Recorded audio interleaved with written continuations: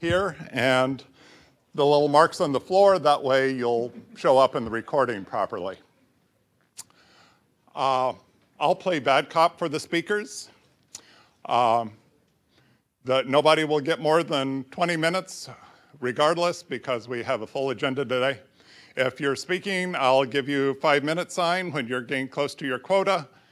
After, when count down to 0, you're out of here. Well, or at least over here.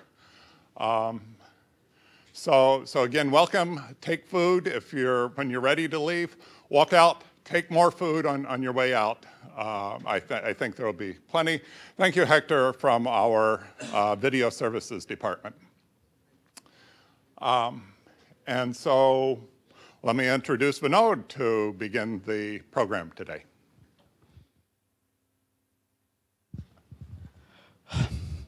All right, welcome everyone. We have lots of topics. We have about 10 topics and I guess 15, 16 speakers. So like you said, let's try to make sure we're on track. After 5 topics, we should probably take a small break or something. And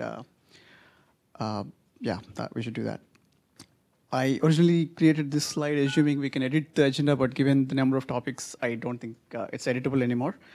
So brief overview, we'll first talk a little bit about Hadoop 2 beta. We released 2.0 beta, and as part of that, we have released Yarn beta 2. I'll briefly cover Yarn stability work that has gone in to make the APIs stable for future use. Mayank will give a short demo on what we call the application history server. Then, because Jian and Karthik will talk about the reliability work that's happening inside Yarn to make resource management more reliable. And there are 2 parts there. One is the restartability that Vikas and Jian were working on, and HA, which Karthik and Vikas are collaborating on. And then we'll have a small talk on Tez, what's happening in the Tez land and how Yarn is helping them and what upstream changes they are contributing to. And then we'll have Samza, Giraph, and Helix, which the LinkedIn folks will coordinate. And Arun wants to give a small demo on what he just named as Go Hadoop. Let's see what it is and how it works. And then Tuku was mentioning that he'll talk a little about Llama. Is that how you pronounce it? Okay. Okay. So let's start, right? So we released Hadoop 2.0 beta recently.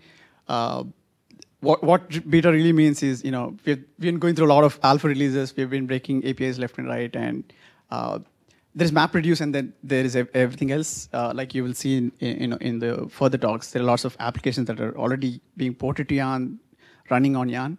So a lot of stability work went into Yarn APIs themselves, so that in future we don't break them anymore. So at this point, after the first beta release, we just released a second beta too, and we're going to go GA soon.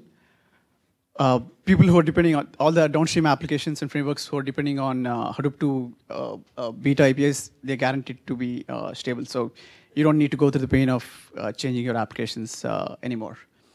And we did a bunch of things in the MapReduce land itself to make sure that the existing, so Hadoop 2.0 is a major revolution on 2 fronts. One is Yarn coming in and lots of new stuff in HDFS, and on the side the other thing is that the lots of users who are on 1.0 who haven't moved to either 23 or 2.0 alphas. So we did a bunch of work to make sure the users customers who are moving over from 1.0 to 2.0, they have as little pain as possible, right? And most of the, in fact, all the users on 1.0 are depending on the MapReduce APIs. So lots of work went into binary compatibility. Shizi from Hortonworks, he was working on this to make sure all the users who are using the map. So even inside MapReduce, there are 2 categories of APIs, what we call the old API and the new API. Users of old API can directly run their applications. The APIs are binary compatible without making any changes, without recompiling. Users of the MapReduce APIs, they need to, if the APIs are source compatible, they'll have to recompile their apps in order to be able to run them on top of Hadoop 2. So a lot of work went into that. We did a whole lot of testing in the full stack, Pig, Uzi, Hive, I can't name the list. That's a long list, right? So we made sure the whole stack works on the top of beta, and then all the combinations, platforms, security, non-security, the whole thing. So it's ready for prime time, and the next GA release is based off the beta releases. We're just stabilizing beta as of this point. There are a handful of blockers which we are trying to finish up, and we'll soon have a beta release. So that said, I guess I already talked about API stabilities. So Yarn 386 is the umbrella ticket where we tracked all of this.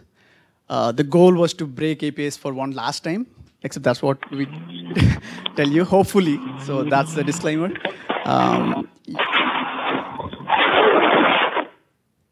Okay. Is that me? Okay. So we did a bunch of things, made sure the exceptions that come out of the APIs are standard. We renamed a lot of methods which the earlier names didn't make sense. We made sure that security is baked in. And in some cases, we have decided that irrespective of whether Kerberos is enabled or not, we are using the token mechanism so that with Yarn, because there is a separate framework level component like application master, right?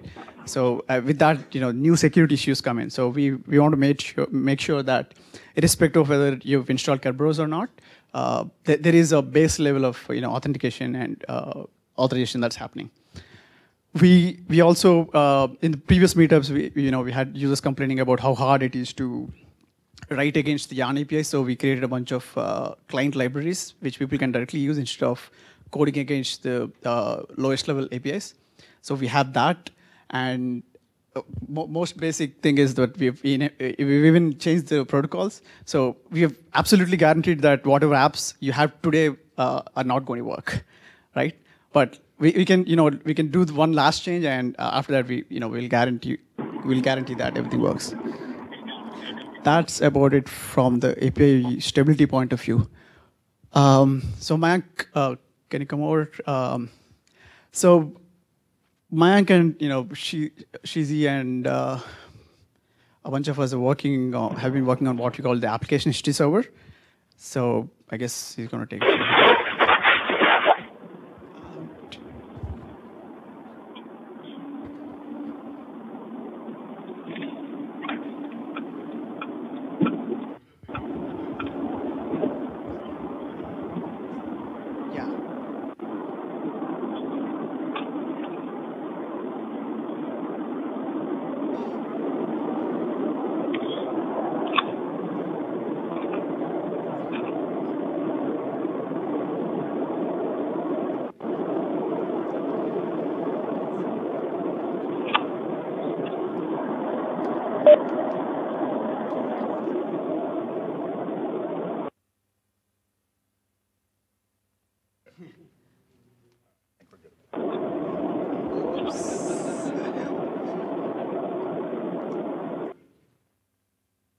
Oh, he wants to unmute himself.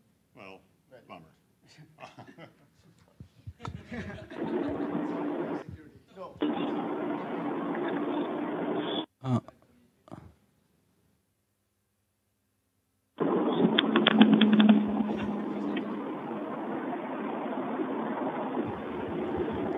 Hey, Mukund, can you please mute yourselves?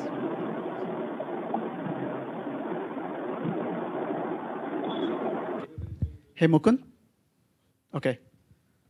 Everybody on the WebEx, can you please mute? It's creating a lot of noise.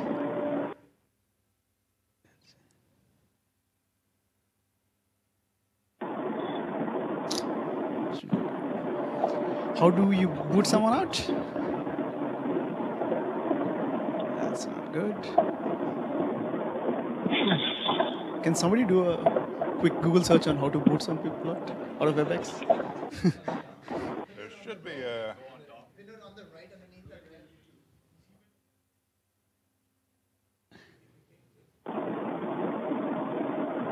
I'm sorry, pardon? Experts, WebEx experts.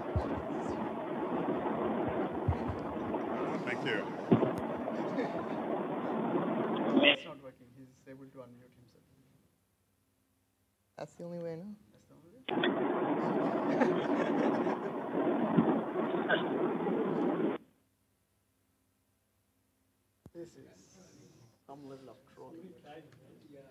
There, I think that's got it. I think Mukund dropped off.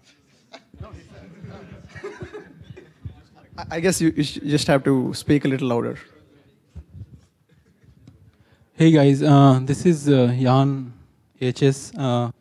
We are maybe a month or more than that. We are working on it. So this is Jan 321. These are the guys who was working on this Jira. Go ahead and look into that, and please provide your comments. So why we need application history server? The problem is we have job history server. The main issue with that is it's only specific to MapReduce. And if any other application other than MapReduce will run, as we can run multiple applications, and that is the whole point of Yarn. So those applications will not have their history. As soon as we, and there is a hard-coded limit in the resource manager itself that if that is more than that, the number of applications are more than that, then those the applications will go away. If the RM restarts, you don't have any history to maintain. So these are the main issues. You have longer running jobs which you wanted to maintain the history and all these kind of problems. So we need a application history server which is not specific to MapReduce, but there should be something generic which can work for all the applications. So we kind of divided the AHS into two parts, phase 1 and phase 2. For the phase 1, we are working on these, I think it's mostly done for the phase 1. So we have a AHS server which can embedded into the RM as well as can run as a separate process, like job history. It has these kind of data, application history data, which is application specific, application attempts, and the containers. So we have all applications, their attempts, and the containers. So these are the interfaces. So these are the data which we store and show to the users as a phase 1. We have 3 interfaces for the access to that data, which is command line, web UI, and the web services. So we define the store. Actually, it's a pluggable store, history store, where you can actually, so we had the implementation of the HDFS. However, you can implement, there are reader and the writer interfaces where you can write your own store where you want to store the history data. It could be SQL, it could be HBase or anything. The storage format, we have the protocol buffers. There are 2 reasons for that: backward compatibility, and it's much easier to, in the future we can evolve it better. So this is just a small so there are problem in this document. If you see this diagram, so when we are writing so we have 2 interfaces, client interface and the web UI, and as soon as your app submitted and the app finished, so once the app is finished, then only it's going to the store. So this is, we are not maintaining the we are not checkpointing the apps in between. If RM goes in that, we are losing the data as of now. I mean, this is one problem. Other than that, we're storing that into our store, and then AHS is, if it's it can read that store, and you can show to the users through RPC or the web app or the web services. So we have remaining work. I mean, for the phase 1 is security and the CLI, which we are going to do probably pretty soon. The next phase, we have, so there is 2 things. One is application specific data. So you wanted to show users something which is very much specific to the applications. Like if you have MapReduce application, you wanted to show something which is very much specific to the MapReduce application. If you have MPI or anything, HBase or these kind of applications, then you want to show something very much specific to those applications. So we are not sure how we're going to implement that as of now. How we are going to cater the application specific data there is one way we can have web UI. I mean, we can redirect the web apps to the application servers or something, but there are too many servers like that. So, I mean, we are not sure. So we probably need to discuss on that. And there is, in this phase, we are not catering right now the long-running services. I mean, we have the generic data for those, but that is very generic for those long-running services, and how you're going to maintain those logs and the data. So we don't have that right now. So there is a demo of you guys.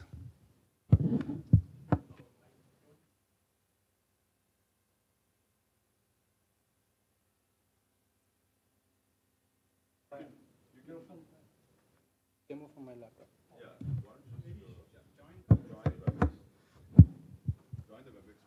Okay.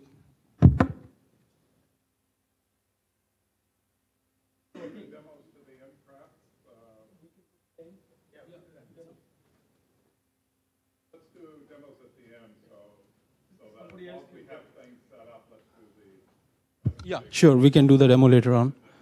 Right. So, is there any questions, guys? For the HS, yeah.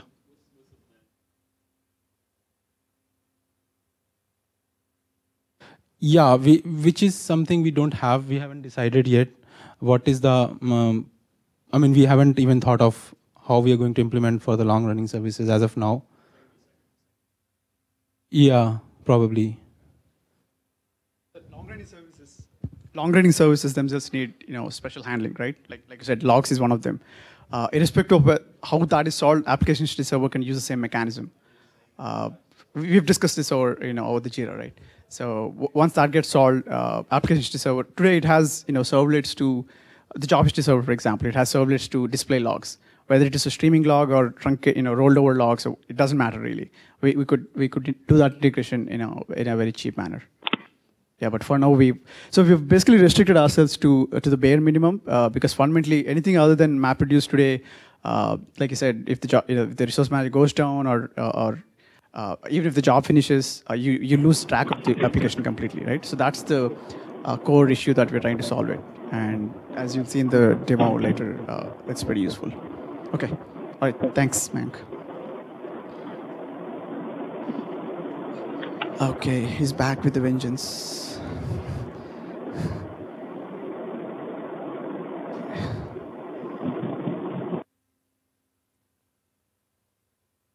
It looks like it. Okay, so let's move on to the RM reliability story. So between Vikas, Jian, and Karthik, can you guys please coordinate yourselves? And here's Karthik.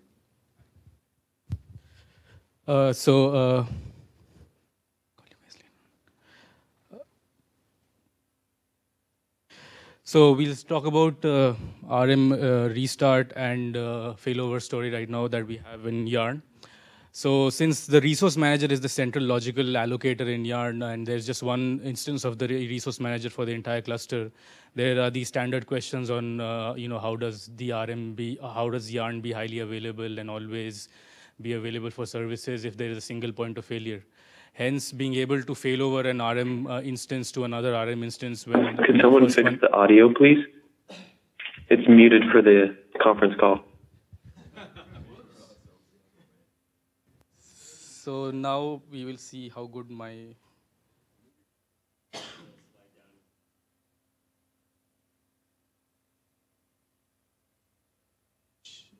Okay, unmute me.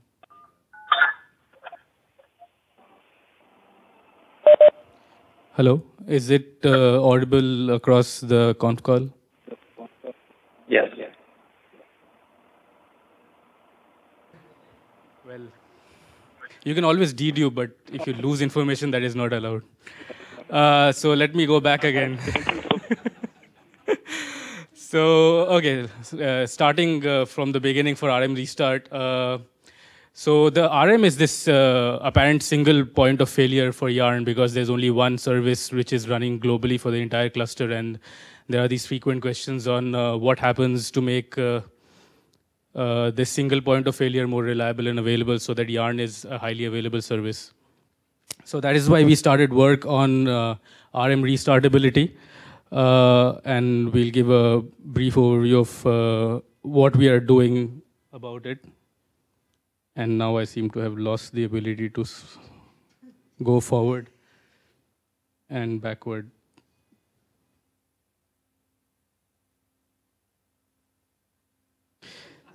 So none of the standard keys up, down, left, or right work right now.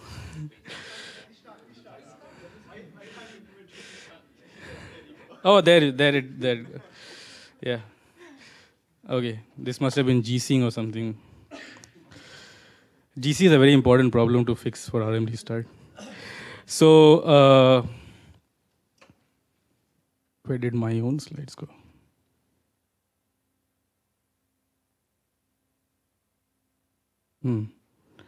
Interesting, we've reordered the slides. But yeah, the work is happening basically under 3 umbrella JIRAs. The first one is Yarn 128, which lays the foundation for restartability. What it does is it identifies key elements in the RM state which need to be stored. For example, the application state and different things related to security. And it lays down a certain state store interface which can be implemented by different storages so that the RM state can be stored in it. And it puts down the framework within the RM such that the relevant information is being stored properly and retrieved properly when a new RM instance loads that state. Once that work gets done and it is close to completion, we are actively testing it in different scenarios. It lays the foundation for work to go ahead in 2 parallel tracks. One is, given that restart is possible, how do you fail over from one instance to another, which is required for high availability, in which the second instance will take over from the first instance when the first instance goes down. So that is tracked under RMHA JIRA, which is Yarn 149. This involves things like failover of the RM from one to another, and also all the client-side activity which needs to happen in that case. The second parallel track of work is being tracked under Yarn 556, which is work-preserving restart. In current RM restart, the state is preserved, but the running state of the cluster is not preserved. So whatever is running in the cluster at that point of time will be lost. It will be restarted, and the applications are expected to recover from where they were restarted. MapReduce does, and I hope the other applications will also do it. But that is not the ideal place to be in. We would like to not lose any work when the RM fails over or restarts. And that a design proposal for that has been put up on Yarn 556. We are currently not actively working on it, but we are working actively on Yarn 149, and Karthik will talk more about it, on how we are doing failover. So at this point, I'd like to invite Jian and give us an overview on Yarn 128 and related stuff.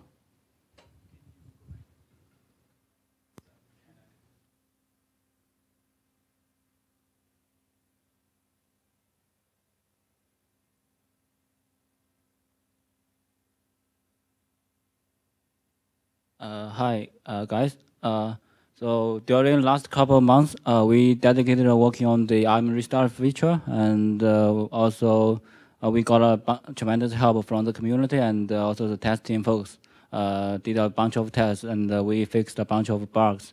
And we believe that now the RM restart feature is much more stable than the earlier release. So I'll just go through the bullets. So first, I'll talk about what is the current implementation of the RM restart, and then I'll roughly go through how the internal workflow of the RM restart is, and the impact on the application writers on top of Yarn, and how we are gonna use the new feature. So in order to preserve all the application data and all the secret manager data, we gotta have some kind of state store for preserving all this data. So now we support the zookeeper and all other basically all other state store that is using the Hadoop file system interface. And also we implemented a client IM proxy that is, so basically all the clients, including NM, AM, and all the other clients which are talking with IM, will have the same retry behavior, and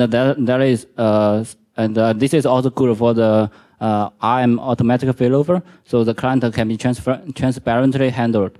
And also, we preserved all the security manager state, such that the IAM restart now is working on the environment, and we tested it. So in ARM state store now we have mainly two categories. The first category is about the application state.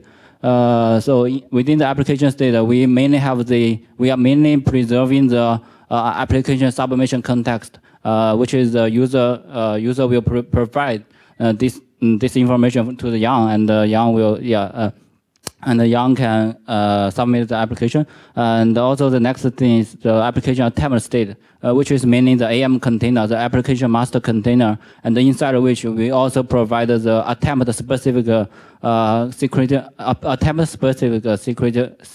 state, like the ARM token and the client token master key.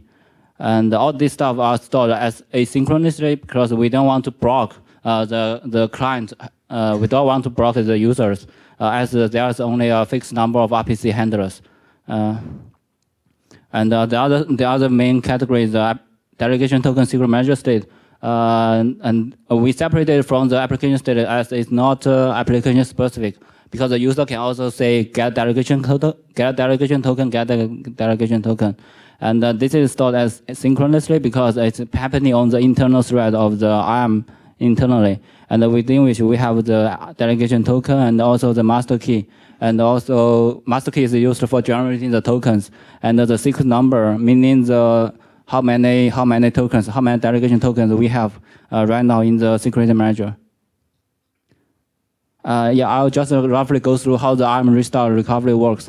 So first thing, when user submit the application submission context will be saved in the ARM state store, inside which we also have the user provided credentials, like the name node, the delegation, HDF as a name, delegation token, and after that, the application will be kicked off.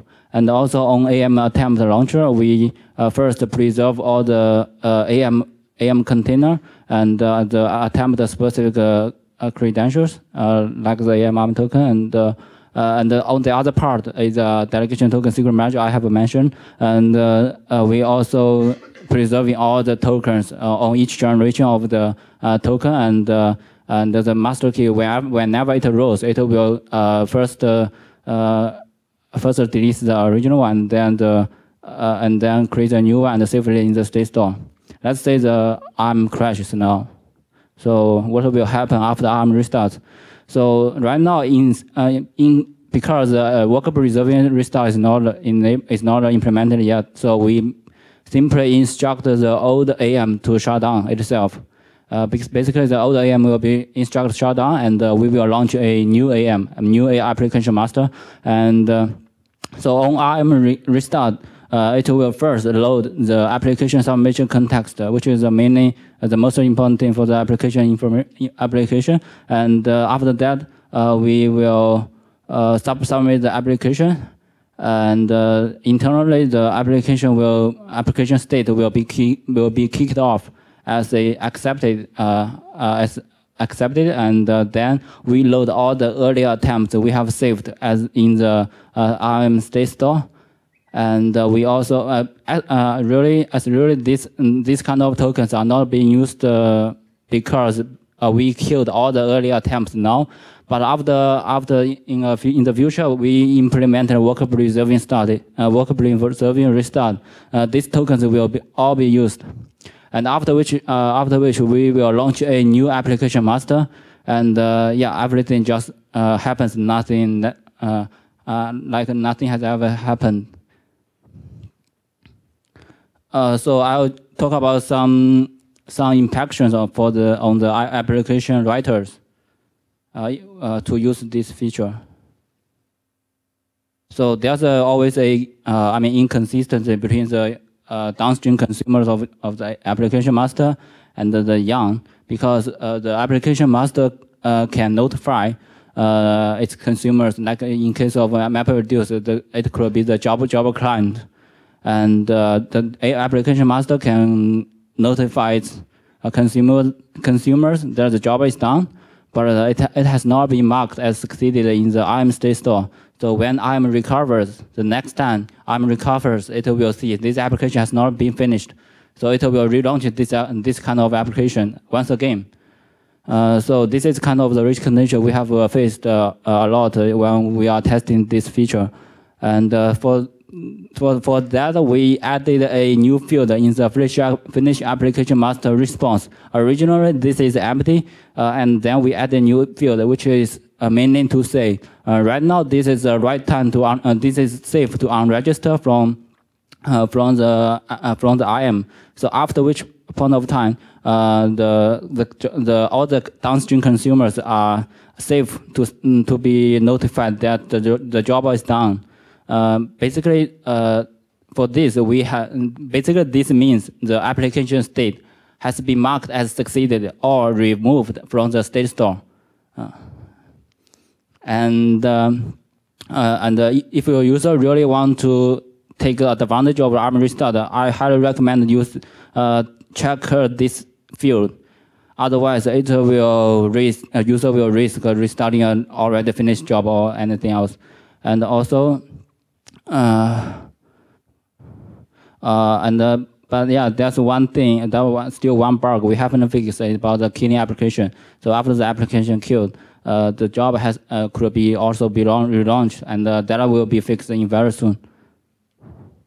This is an example from the MRAM that the race happens.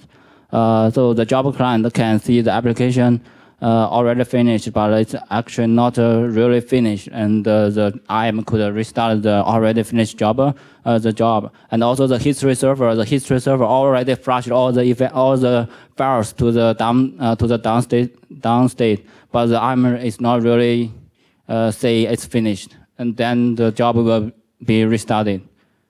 And this also happens to the AM failover, like AM recovery, when the AM is failing over, and between which time the history server has already flushed all the files, and then the next time AM comes back, and a new AM will be relaunched, but the client has already been notified that the first job is finished. So this is how to use this nice feature, and it's as simple as 3 steps. So the first one is to enable ARM restart. This is simply a Boolean flag inside the yarn_style.xml. This and the user can just enable this, set as true. And the other thing is user can configure whatever the zookeeper status or any kind of file system that is using Hadoop file system interface.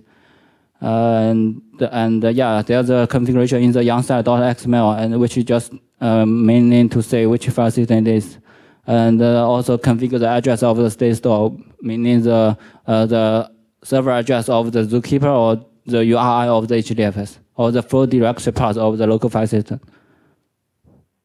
This is what I have today, and thank you. Enjoy ARM restart. Thanks, Jan, for there was a lot of content. We definitely have done quite a bit of work here. So the key takeaways over there are that there are implementations for the state store, and you can use your favorite file system as long as it's adhering to the Hadoop file system interface. So you can use HDFS, ASV, S3, whatever you want, as long as the file system interface is being adhered to. And we highly encourage you to use the Yarn client libraries, because all these race conditions that you saw, they've all been taken care of and will be taken care of in future if within those libraries. And hence, if you use them, you'll be more safe to any of the further future changes and other race conditions. Now I'll invite Karthik to talk about the failover work which he's working on under Yarn 149. Thanks, Vikas. How do I go forward? All right, high availability. But yeah, this is not exactly high availability. We are mostly doing a failover in the sense that whenever the active RM fails, we move to a different RM which is already warmed up and waiting. All right, so we'll talk about architecture, how we do failover, how we use it, how we are taking care of fencing and failover proxy stuff. So the architecture itself, as I said, we adopt an active standby architecture. This is like HDFS HA, but it's slightly different in the sense that the standby does not actually have any state. It's just started and waiting to be transitioned to active.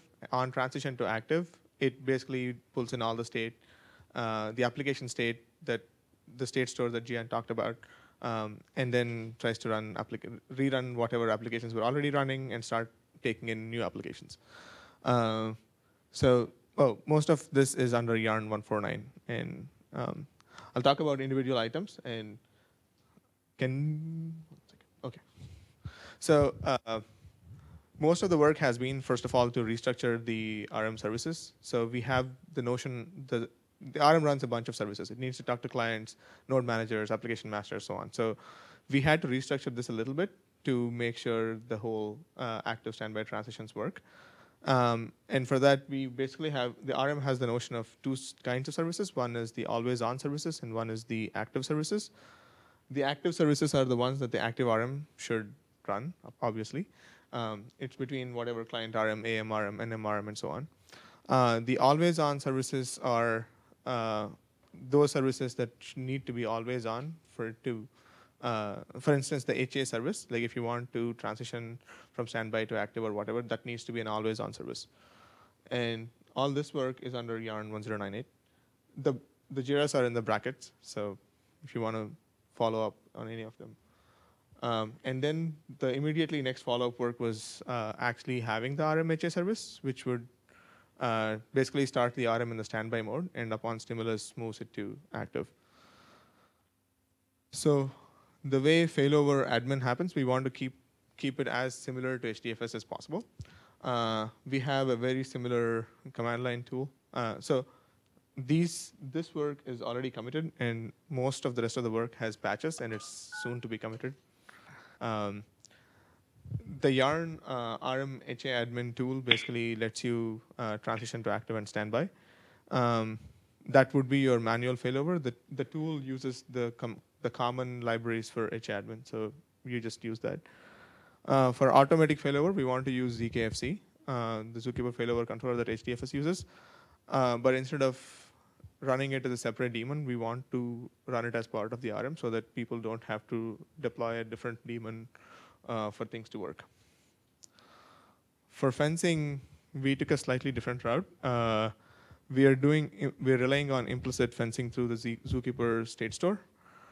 This works very similar to what QJM does, if people are familiar with it. We basically make sure that only a single RM can use the Zookeeper state store at any point in time. So when someone becomes an active, they basically they claim ownership of it, and the other guy can't do any more writes. So for this, we basically do a shared. So in Zookeeper, we have read, write, admin, create, and delete accesses, and we give read, write, admin access to both RMs, but create and delete are only given to a single RM. So when the RM becomes active, it claims ownership through getting through claiming the create delete access, and things work. So I recently tested, and it works reasonably well. And the config changes, we are still trying to decide on whether this makes sense.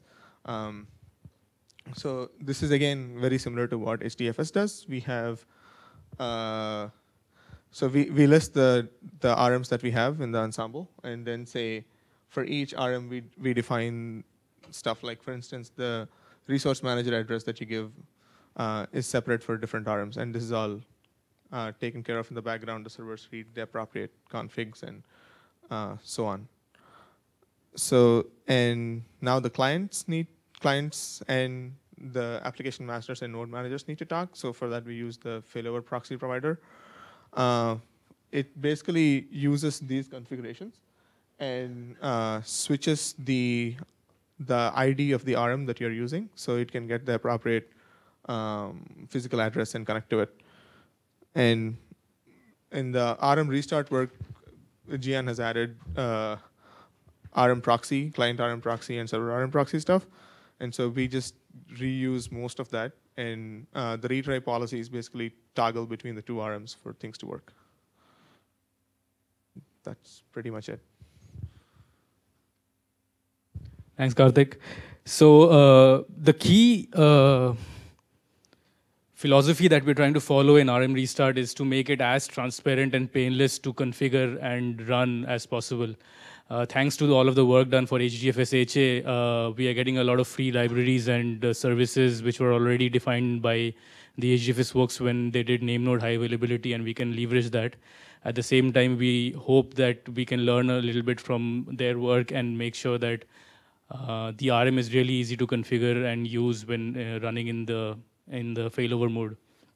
The other key thing that we're following in this is that we're trying to do all work on trunk so that every commit is as stable and ready to ship as possible, instead of trying to work on a branch and getting lost in the status of a branch and losing all the work that is happening on trunk. That has helped us keep our design very clean, because we know that whenever we commit, it goes to trunk and it will start getting used. The last part is work preserving failover, which is Yarn 556. There is a design proposal up there, and it is I invite members of the community to read that design and see if they feel excited to contribute to the project. We need help there because that's a very significant piece of work and it's very challenging and interesting. Unfortunately, nobody's yet signed up to do that. So I encourage everybody to read the design proposal and see if they want to make contributions to that. That's it for RM availability, and we can go over to the next one.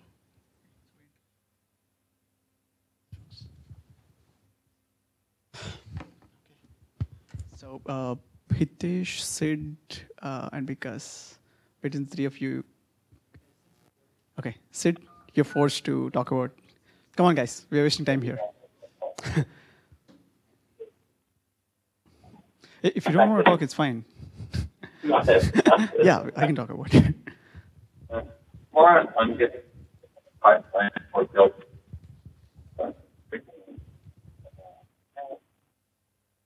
Hi, my name is Hitesh Shah.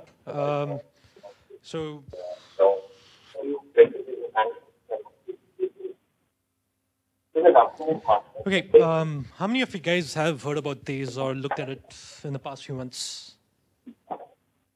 Oh, yeah, quite a few. Okay, so the first couple of slides are just very basic overviews on Tez, what it is. Just to give you a brief idea, if you think about MapReduce, it means a single map stage followed by a reduce stage. And when you talk about, let's say pig or hive, whenever you run a single query, it ends up using a bunch of MapReduce jobs.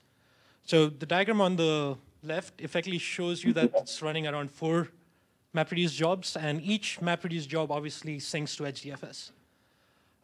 When you talk about Tez, what we've pretty much done is allow someone to just run a DAG of tasks. These tasks could be map tasks, could be reduced tasks, could be any form of task that you can think of. The initial version of Hive, which got built out. So basically check out all the code from the right and put it into right. Then just make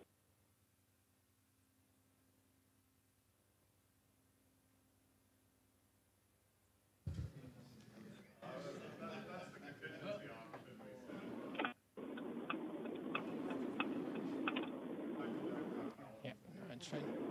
We'll go edit it. Okay, so if you take an example of a Hive query, you could be running 4 or 5 different MapReduce jobs. When you talk about Tez, effectively you can deconstruct that into a single DAG and run any kind of set of tasks and just form them into a single job and run them.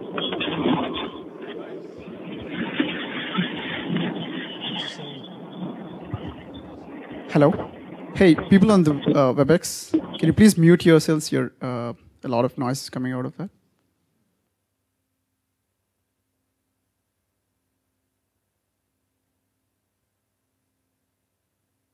Have their email addresses, right?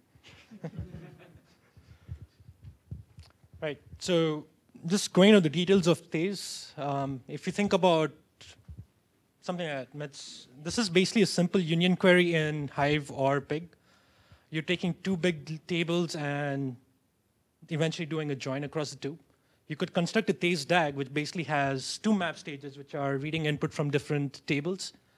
Do the reduce, which could be doing filtering, grouping, order by, and then eventually the union clause across the two tables would be done by a join stage at the very end. Now, this is effectively how you describe a DAG. Means each node over there is a vertex.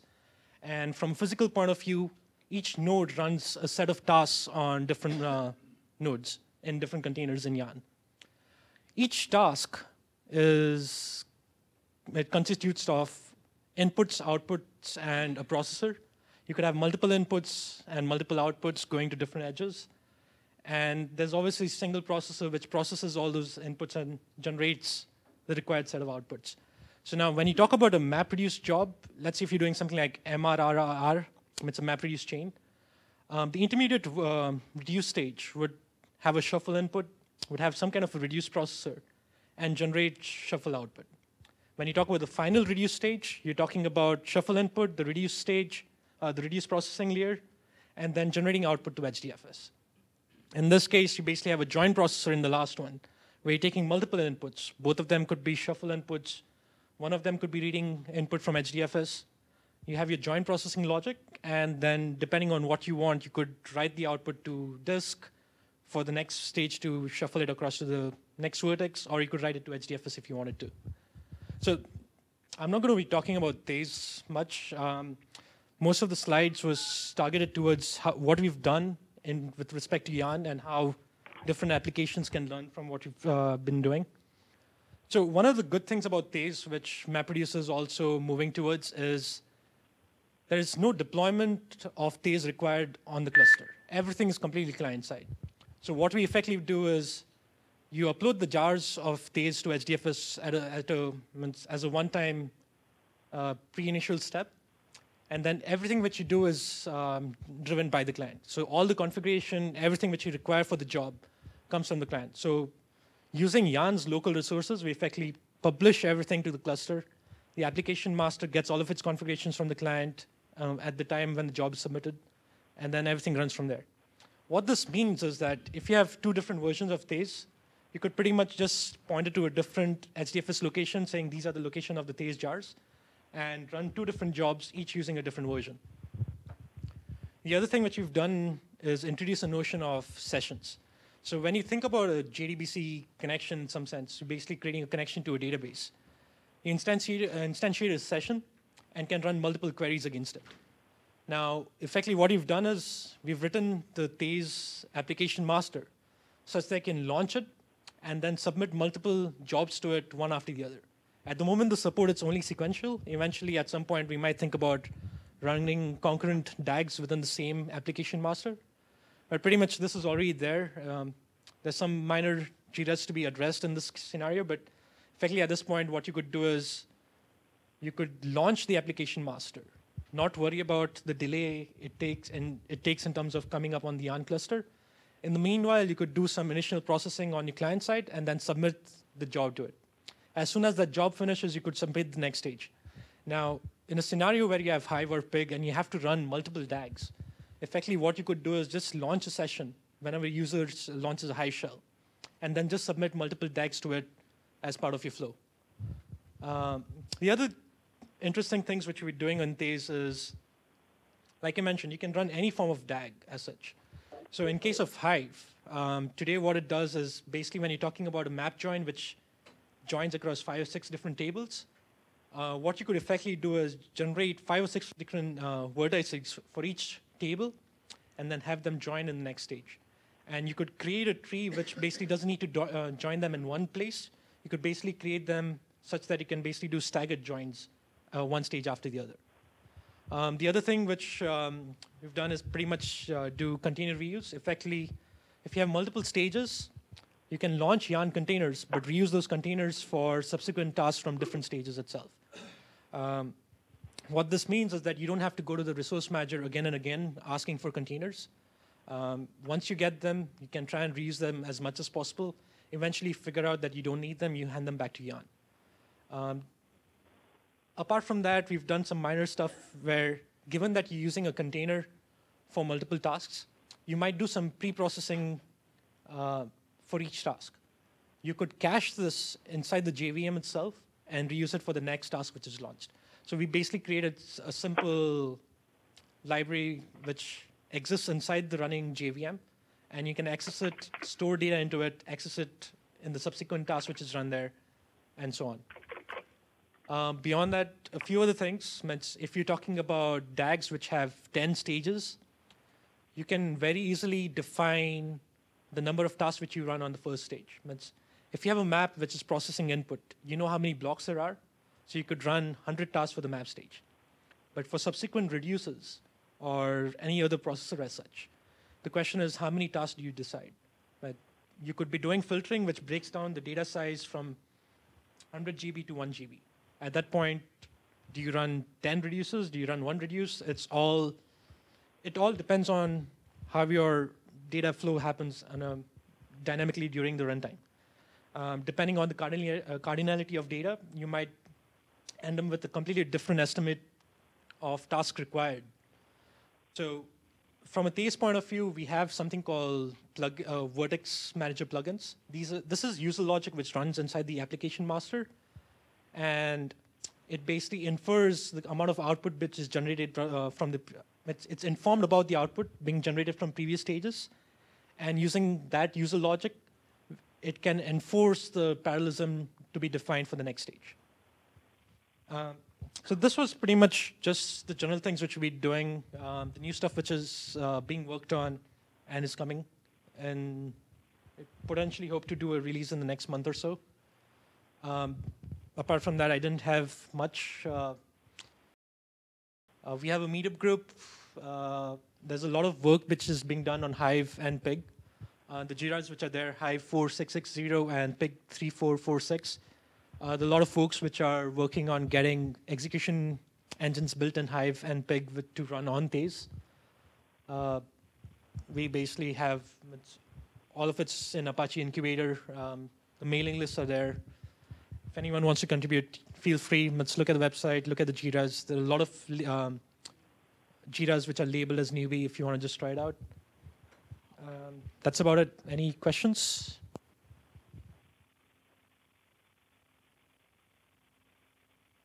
Not at this time.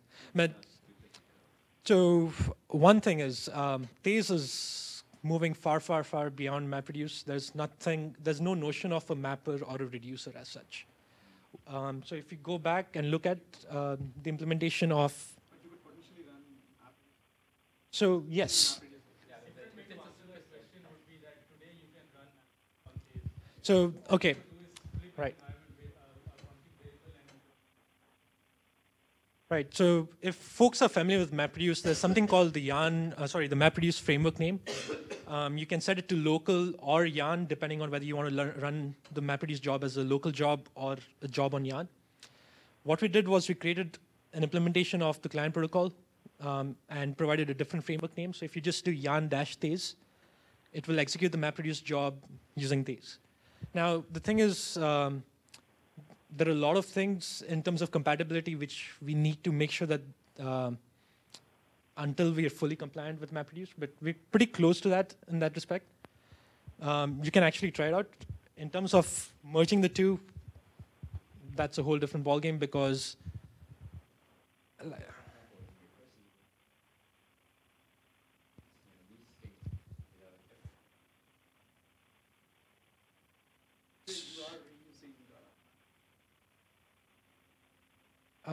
partial. I mean, actually, we moved away from that completely. So at the moment, what we do is we use the shuffle service, which is being used by MapReduce. But eventually, even that will move. We probably have to move away depending on the kind of different input and output edges we support. From that point of view, yes, we've talked to Chris and a few other folks about Reef and the kind of stuff they're doing in terms of checkpointing, reusing of containers. So eventually, yes, assuming that layer is generic enough, we'll probably have it reused across both MapReduce and Tez. It's just, in case of checkpointing and all that stuff, it's just a question of implementing a different input and output.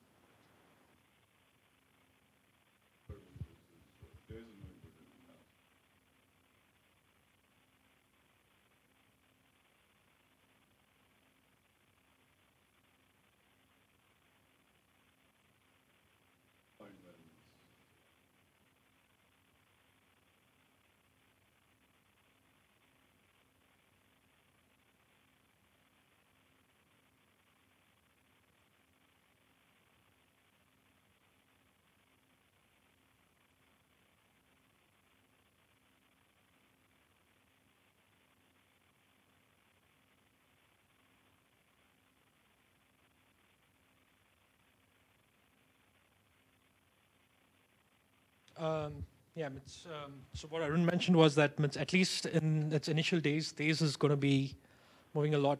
It's going to be moving fast, and until it matures in terms of both usability, stability, you'll have both MapReduce and Tez going side by side for quite some time. Any other questions? Cool. Who's next? And we have Samza next. Or Samza. Or, and Chris. After that, after you. After this, there will be break actually.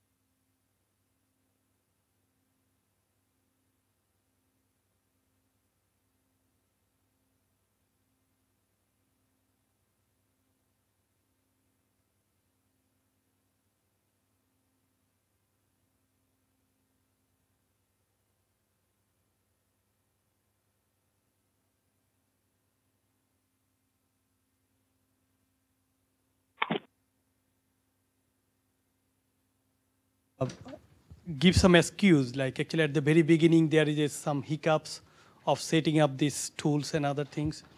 Especially I was very worried because it was my personal, this is my laptop, and I was thinking whether the blame will come to my laptop. All these noises behind the scene, I thought maybe that I saw some movie last night that is still running. So that was the concern was there.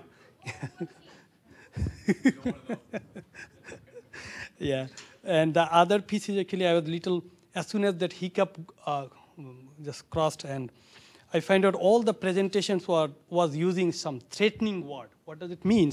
Like they word crash, kill, failed, or down. Like all these RM crashes, these crashes. That actually makes a little bit of nervous for me. Anyway, now we are going and changing our topics. It was a very developer-centric so far. Now we will go for more of a user-centric part, like how Yarn user feels. So my presentation will be like around this area, and Giraph will be one of the concentration that I will talk. We'll talk about how Yarn is being running in LinkedIn. Lot of the Yarn use, a lot of our use cases actually fit very well on the new Yarn concept, and there is a lot of initiatives going on. LinkedIn engineers looks like the fun of the new technologies. They want to see or play in the dirty ground also. You know, all the new technologies are initially very raw, but they like it in one way. So one such example is Samza.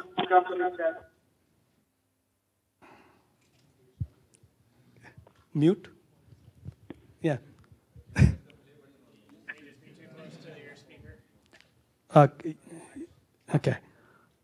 Okay. I will be.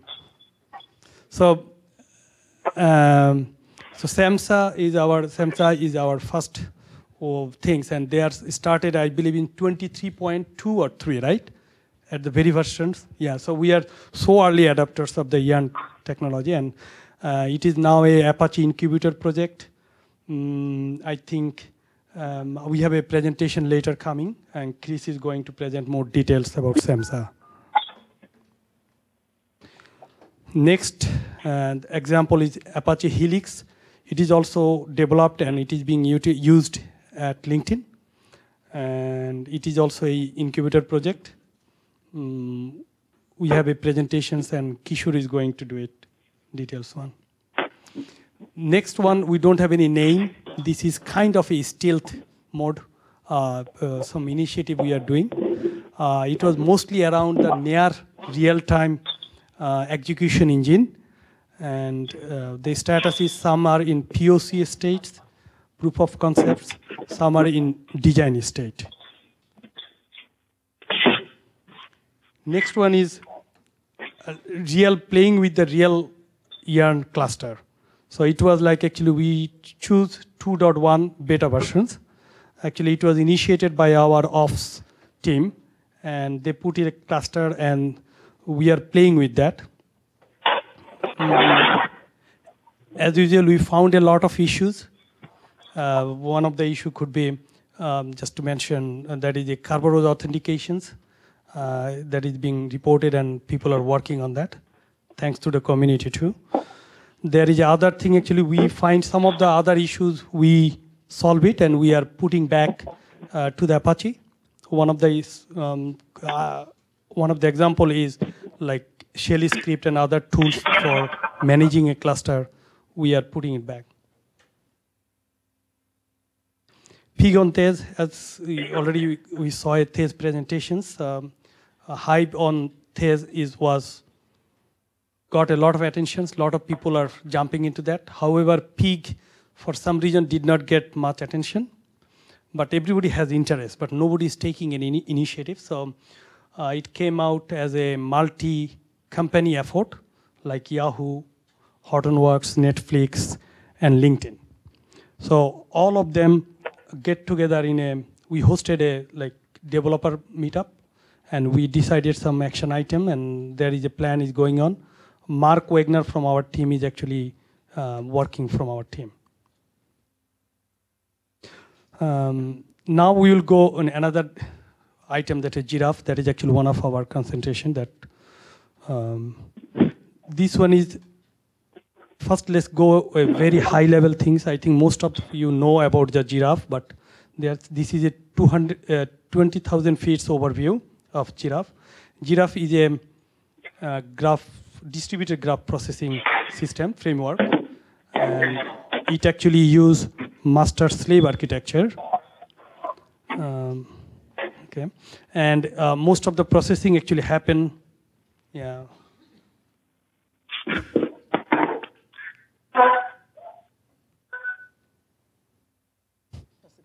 Yeah, I think that's it.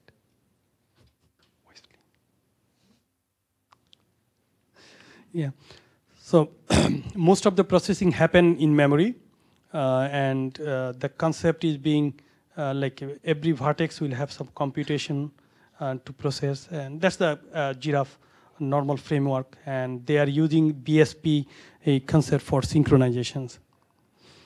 So before going to the deep dive, actually what we worked on this Giraph on Yarn. So there is some background is already there. Eli is one of our intern and happened to be Hortonworks intern. They actually worked and released the first version of Giraph application master. And that was based on 2.0.3. Since then, as all of us know, that Yarn actually evolved a lot. The API is being overhauled by an actually big time. So that actually opened up and some action item for us. That is, we need to accommodate this new Yarn. I'm just expecting that will be the last time we will take this type of big action item. Maybe the API might not change that much request. Yeah, hopefully that will be the thing. So this is yet another common slide actually. That actually I believe a few years back Arun actually put this similar pattern slide. I changed a couple of things. One is I changed the color, and and second thing is I add the word zookeeper there actually. So this is the changes here. But I would still just iterating it. Like basically the red part, the client and application master, these two is the work we actually primarily work on that. The rest of the piece are from Giraph, original Giraph as it is, more or less. So this is the basic Yarn application architecture. So what we actually did for Giraph application master, we nearly rewrite the whole application master. What does it mean? That we use new API. So when I say new, actually I did work on 1 month back. I don't know whether still that is new, because that might have changed actually, I don't know. So I used the new API, and I used the new synchronous or event mechanism of writing application master. Yeah.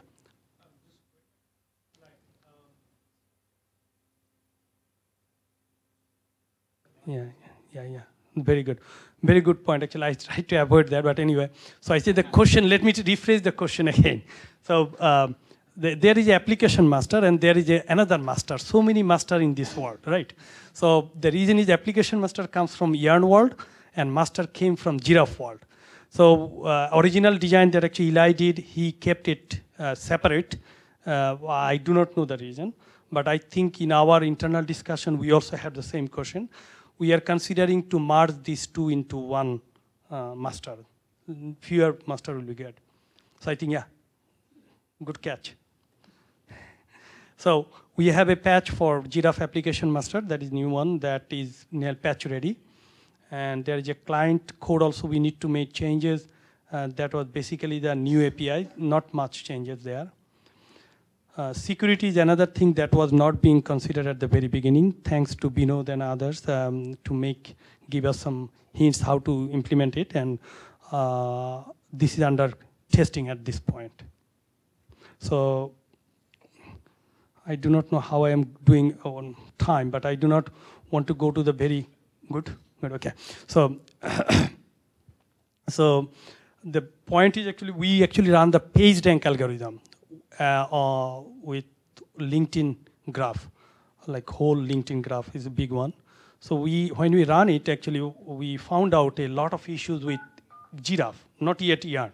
So a little bit of changing the term. I will use the Giraph many times here. So we find out a lot of issues that there. What happened? Like this is a memory intensive process, right?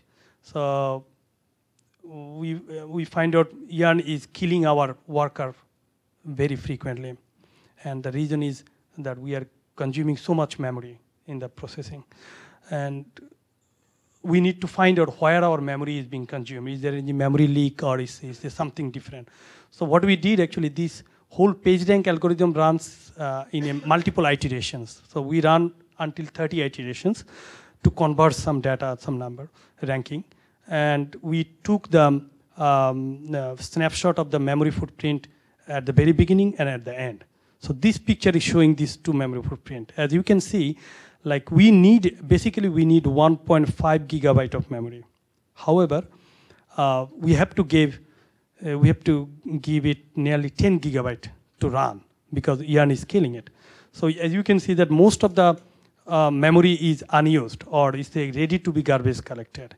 So this actually bringing out some of our discussion that I will show in the next slides. That means lot of memory or most of the memory that we are giving is not ideally not required, but in Java world it is required. So that is the thing. So we find out some of the challenges here. Excuse me. And so first is that Giraph is a memory intensive and Giraph is a Java based system. These two terminologies sometimes does not go very well. And yeah, and there is a lot of GC knob we need to play around. We spend a lot of time on that one. And at last we find out some sweet spot. However, we find out for our system that is the sweet spot. For application writer, that there could be a lot of application writer will be here. They have to be very smart. They need to write that memory efficient algorithm on their PageRank or whatever, triangle closing and those type of things. The problem is that people write the Java code with an assumption that I don't need to care about the memory. So sorry, I am bashing probably on Java. I think everybody, we are Java programmer. Yeah.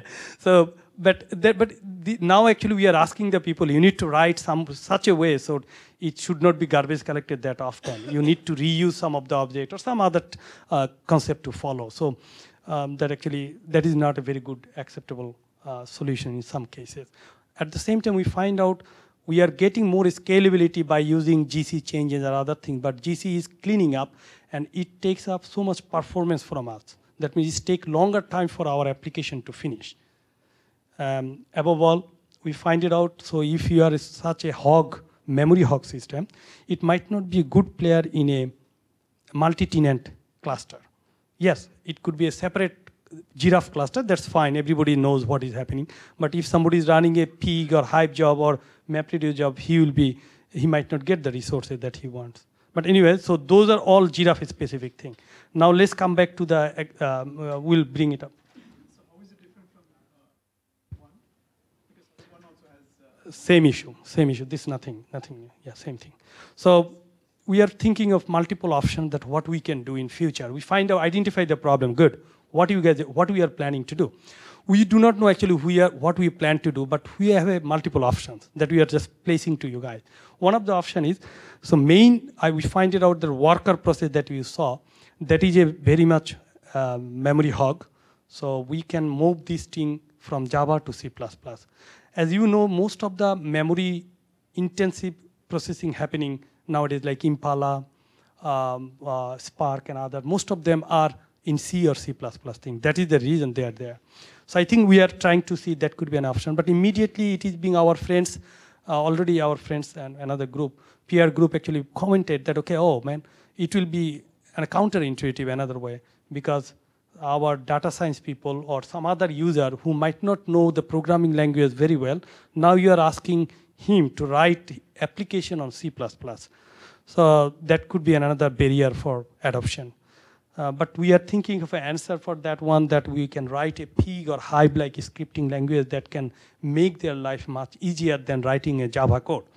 And fortunately, we find out some Stanford people is doing some work in this line. Not finished, but they have some initiative going on. Option 2 is actually just, I put it here like off-heap memory usage. Basically, it's the bypassing that the radar of the garbage collector and use the memory in different way. But I am not sure whether it fits very well. I am actually learning also on this option. But this is an option also. Option 3 is the best option. That is leave it alone. Don't do anything. Don't be try to be smart. Memory is cheap. People can use it. Buy heavy memory machines. Give the people all the options. Use. That's the option. So, but I know that actually everybody is happy. One person is not happy. Is Alan, our operation people. He does not like this approach. I know the valid reason there. That's why actually option 1 and 2 is there for to make you happy. So yeah. So yeah, but all options are in the there. So final thoughts, just to closing on the Giraph quickly. LinkedIn is the first player that we tried Giraph on Yarn, and we successfully ran our 200 million vertices of graph and billions of edges. And we used 40 node clusters, and total aggregate memory needed was nearly 650 gigabyte. And to run this PageRank algorithm, it took 28 minutes. So that's the thing. But after evaluating it, we find out we are ready to go. And we have some operational and other discussion we're going on before deciding finally. And at last, as I discussed in the previous slide, there is a scope for improvement also. 38 iterations. Yeah, I know that this question was being asked because a lot of people are announcing that it took 5 minutes or something. I found out all are being called out as the per iteration. 30 iteration means 5 times 30 is nearly 150 minutes. So anyway, so that is indeed a very good number in a PageRank algorithm in this scale. So let's, yeah. Yes, end to end. Yeah.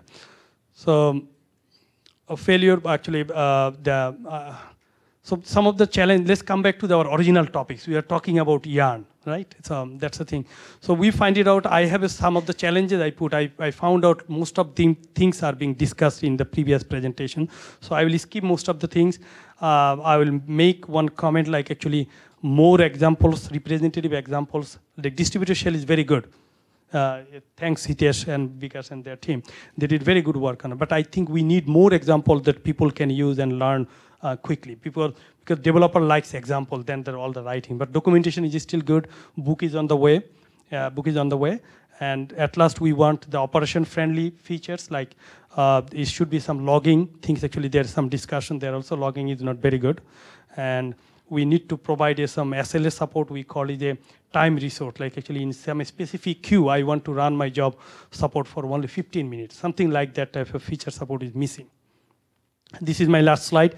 I've been warned for the time. On the yarn is the way to go. All good, very good. And it reduces the innovation barrier and by providing a not MapReduce platform. And last point actually that I am making is I do not have numbers myself, but I borrow it from our purple friend from Yahoo. They claim actually they need less machines to get their performance. But we did not do that. And basically it's coming out by removing the artificial barrier of map and reduce slot. Apart from this, the job tracker benefit, we know that it's being distributed or the responsibility of the previous job tracker is being outsourced to the every application master. That actually makes the job tracker stable and performant. That's the expectation. Having said that, I want to close it here. Thank you for coming. And if there is any question, I can take it.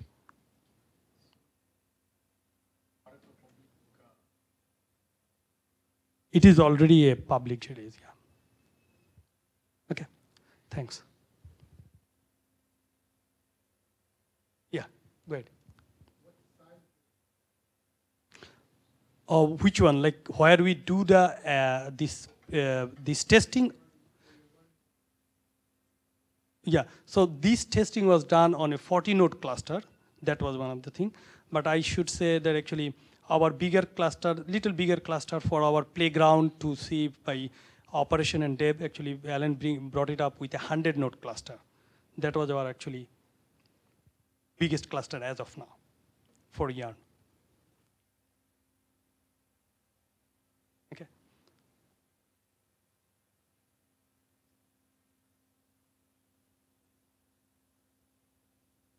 Should be Samza on your. Uh-oh. We need power? Does anybody have the power? See that now I am a bottleneck here. There's one right there. Ah, here we go. Oh, no, LinkedIn has a very good system.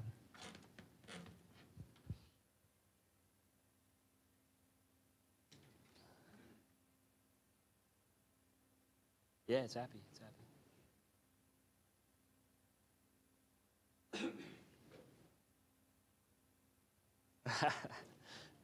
Try to get it out of the way here.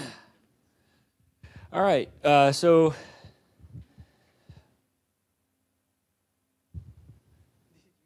yeah, it's all diced up. Go back up here. There we go. Okay. So I'm Chris. I'm going to be talking about Samza. I work at LinkedIn, and I'm an engineer here. So Samza is a stream processing system that we built and recently open sourced. We kind of do three kinds of data processing at LinkedIn. The first kind, which probably accounts for about 50% of what we do, involves online processing, and this is a request response RPC type system. And for that, we use a service-oriented architecture, Java stack, that pretty much every other web company uses. On the other end of the spectrum, we do offline processing, and that ecosystem is primarily dominated by Hadoop. And that accounts for, I don't know, 25, 30% of our total processing. And the last chunk that we do is this sort of nearline processing or stream processing. And this is where Samza fits in. And this is the data processing that is asynchronous. It doesn't happen. There's not a user waiting for us to actually do the processing with a web page loading.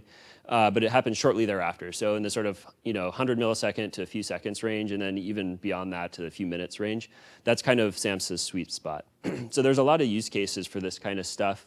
We have things like newsfeed where we're handling updates, shares, social gestures. We have news where we're crawling the web, doing entity extraction, language detection, spam detection. We have ad relevance where we're essentially adding advertising to our inventory, and then we need to show it, update the rankings in real time. And things like email, where these are more reactive emails where you take an action or you come to the site after being dormant for a while and we want to immediately send an email to you. And then we also have this concept of these downstream data systems. These are things like search indexes or social graph systems or real-time OLAP systems where they're not holding primary data, but they're sort of feeding off of a real-time stream of data from our databases and updating their own indexes internally. So we have all these use cases. The ecosystem at LinkedIn is such that because of Kafka and another system we have called Databus, which actually is open sourced as well, we have almost all of our data flowing through some real-time system. So things like user activity get pumped into Kafka, shares, likes, when you change a company, all this stuff gets pumped in. We also have metrics and monitoring data, which is actually a really fascinating use case for doing SLA requirements and stuff.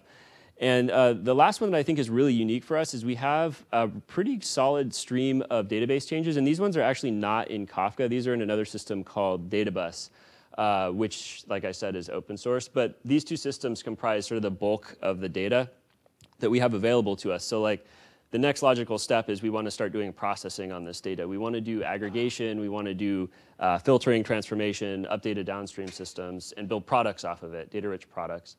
And so when we started doing that, this is several years ago, our initial approach was basically to build a web service but have a Kafka consumer or a Kafka producer in it or a Databus consumer. And we found that actually this style of processing is much harder than you would expect. It's sort of deceptive in that way. There's a lot that has to be considered with respect to how you partition your data, how you manage your state in the case of failures, what happens if you get the same message twice. Most of these systems only give you that guarantee. How you join your data with outside systems, whether that's a service or another database, or what happens if your stream processor is behaving in sort of an unpredictable or non-deterministic fashion. So Samza is a system that's built to address a lot of those problems. When we looked around, this area is kind of interesting. It's been around for a long time as a research topic, and there are a lot of systems out there going back 15, 20 years, and none of them really, I would say, fully solve the problem. They take stabs at it from different angles. And so when you look at our LinkedIn ecosystem, we felt like there was space for us to sort of innovate and try a few new things to solve our own use cases and hopefully provide some benefit for some other people as well. So what I'm going to do now is kind of break down Samza into what it is and how it works sort of at a logical level, and then I'll talk a little bit about how that works with Yarn in the sort of physical deployment on a grid. So the most basic concept in Samza is really a stream, since it is a stream processing system. A stream is comprised of messages, where a message could be anything from a user, viewing a page to an event updated in a database. The concept of a stream in Samza is a little bit more heavyweight than you might think about in other stream processing systems. So if you look at things like S4 or Storm or Update or these other systems, they tend to be very lightweight and try to be very low latency on the way they handle streams. And as a result, it can make things challenging, like transactionality, for example. So Samza takes a reverse approach, which is we define streams as being partitioned, ordered within a partition, replicated, so we assume the partitions are going to be highly available, replayable, so you can go back in time, and they have an offset for each message, so you can sort of address messages independently. And the other thing I would call out here is just that the streams tend to be infinite, so that, like if you see here, partition 0 has a message 6. When you get to the end of that stream, it's not the case that you're done. You just begin waiting for more messages to get appended to this log. For people who are familiar with HDFS, the way to think about this is essentially as like a directory of sequence files where messages are getting appended and you're reading off of them. So from a consumer's perspective, you read messages from these partitions sort of at your discretion. So in this example, we have a consumer who's read partitions 0, messages 1 through 3, messages 1 and 2 of partition 1, and then the first 3 messages of partition 2. So what happens when a consumer then reads the next message is it picks one of the partitions to read from, in this case partition 2. It fetches the, the message for that offset, which is 4. Then it proceeds to fetch message 5 from partition 2, and so on. It might then switch to partition 0 and read that message. So the key here is that while ordering is defined strongly ordered within a single partition, between partitions the consumer has some control about which message it's going to be reading next. On the writer side, messages are simply appended to the end of a log. So the key thing to take away here is when you write a message, you need to determine what partition it's going to go into at that point. So for example, if a page view happens and you want to partition by member ID, you take that member ID and map it to a specific partition and then send the message to that partition. So how this relates to Samza is if you take a specific single partition, Samza allows users to write tasks that process the messages in this stream. And the way it does that is you define a task and you define the input stream, and then Samza will manage sort of the feeding of the messages into your task.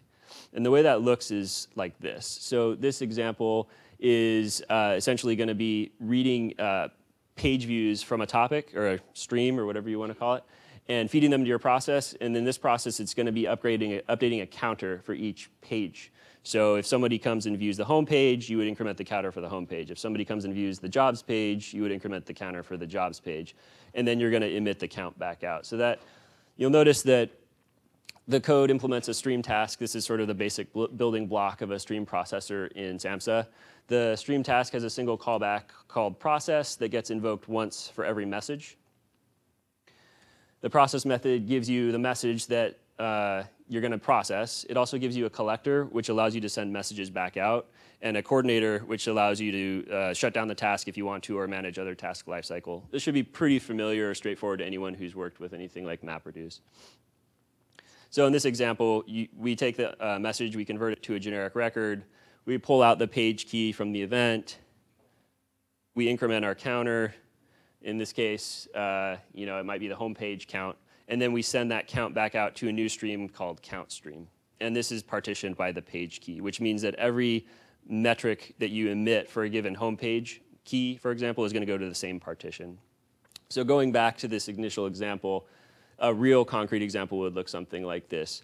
You'd have a partition, you'd pull a message from it, and you feed it to the page view task, which then calls process, updates the counter, and sends the message to an output partition. And the process repeats itself. So again, this time you pull message 2. because your offset's been incremented because you processed the last message. You feed it through to your task again, and this time the output message gets mapped to partition 0 because perhaps the page key was different. So what I've taken so far is essentially a view of just a single partition, right? But if you remember, the way I described Samza's view of a stream is it's actually multi-partition, and that's where a Samza job comes into play. A Samza job is essentially just a collection of the same task where each individual instance of that task is processing just one partition. So you can see in this example, we've got 3 partitions in the input stream, and you've got 3 tasks, one task processing each partition. I just want to emphasize each one of these tasks is actually the same code. It's just a different instance of the interface, essentially. One other thing to highlight here is just that it's not the case that you only can consume from one stream. You can consume from as many streams as you want. And when you do so, what you end up with is a case where you actually get the task that processes partition 0, processes partition 0 from all streams. And you might wonder why you would want to do that, but there's actually a really good use case for this. So if you consider, for example, a case where you want to compute advertisement click-through rate, you have 2 streams. You have one, which is your ad view stream, and then you have a second one, which is your ad click stream, right? And so you essentially want to join these 2 streams together and calculate the percentage of ad views that have clicks divided by the percentage of all ad views, or the count of all ad views, essentially. The way that works in this scenario is the ad views for partition 0 and the ad clicks for partition 0 get funneled to the same task, which allows that task to do this aggregation. If you don't have this partitioning concept, then you can't really do the aggregation that way. Now, this is just a single Samza job processing page views in our example. An actual data flow looks something more like this, which is kind of complicated. So to simplify things, I'm just going to eliminate the partitions. And what you end up with is a series of streams, each of which is fault-tolerant, replayable, and partitioned, and multi-subscriber, as this one shows. So you can see you have 2 jobs reading stream B. And this flow allows you to essentially send messages through what I guess most people would call a topology, but we don't call it topology. And the important thing to emphasize here is if you have a job 2 that you want to redeploy or take down temporarily, it's not the case that you need to be too concerned about upstream jobs that might be sending messages to it or downstream jobs that are reading from it. All that's going to happen is job 2 will cease to process messages. Anything that's in stream C or stream B is just going to continue getting produced and accrued on a Kafka broker or a database or whatever the stream is. And when the job 2 comes back up, all it's going to do is reprocess all the built-up data that's been stored in stream B and stream C until it catches back up to head. So now how does this fit in with Yarn is the big question. So if we go back to our job view, this kind of looks pretty familiar to people who have been dealing with MapReduce. What Samza does is it takes these tasks, which are processing partitions, and it groups them into containers. And a container is really just a Java process that handles one or more tasks.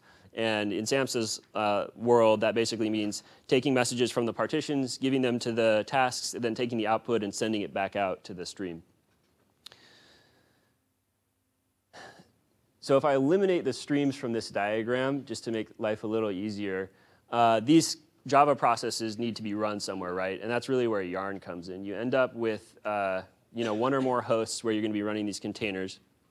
And in Samza's case, right now, that involves the node manager, which is kicking these containers off and managing their lifecycle.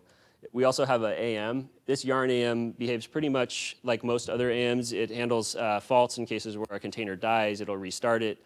It handles partition management. So when a container is kicked off, it decides which of these tasks is going to run in each container. And it also handles things like some of the security-related stuff. The last sort of nuances here is where you would normally expect HDFS to fit in this stack. You will instead see our Kafka brokers. We co-locate our Kafka brokers right now with our node managers. And this allows for some data locality. It's sort of experimental, I would say, at this point. It seems to be working so far. But whereas offline processing tends to be a little more tolerant to performance degradation and issues with sort of co-location of processes, Real-time and async processing tends to be a little less tolerant, so we want to be really careful about that stuff. And I'll go into a little more detail about process isolation later. But this diagram should look pretty familiar to anyone who's dealt with MapReduce, except instead of MapReduce containers and HDFS, we have Samza and Samza and Kafka. So if I go back and I compare the physical deployment I was just showing you with the logical layout that Samza sees things as, you can see that components all exist in the same spots. We have a container. The container is made up of stream processing tasks, which might be more than one task in a single container.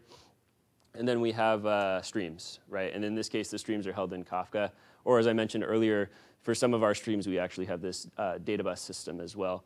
One thing to highlight there is the fact that we do have more than one stream implementation. The way I kind of think about it is a lot like HDFS and Hadoop, where you can kind of think of Kafka as the first among equals in terms of implementations of stream systems, but we do support basically a pluggable interface like the file system interface that allows you to do other stream systems as well if you want to support those.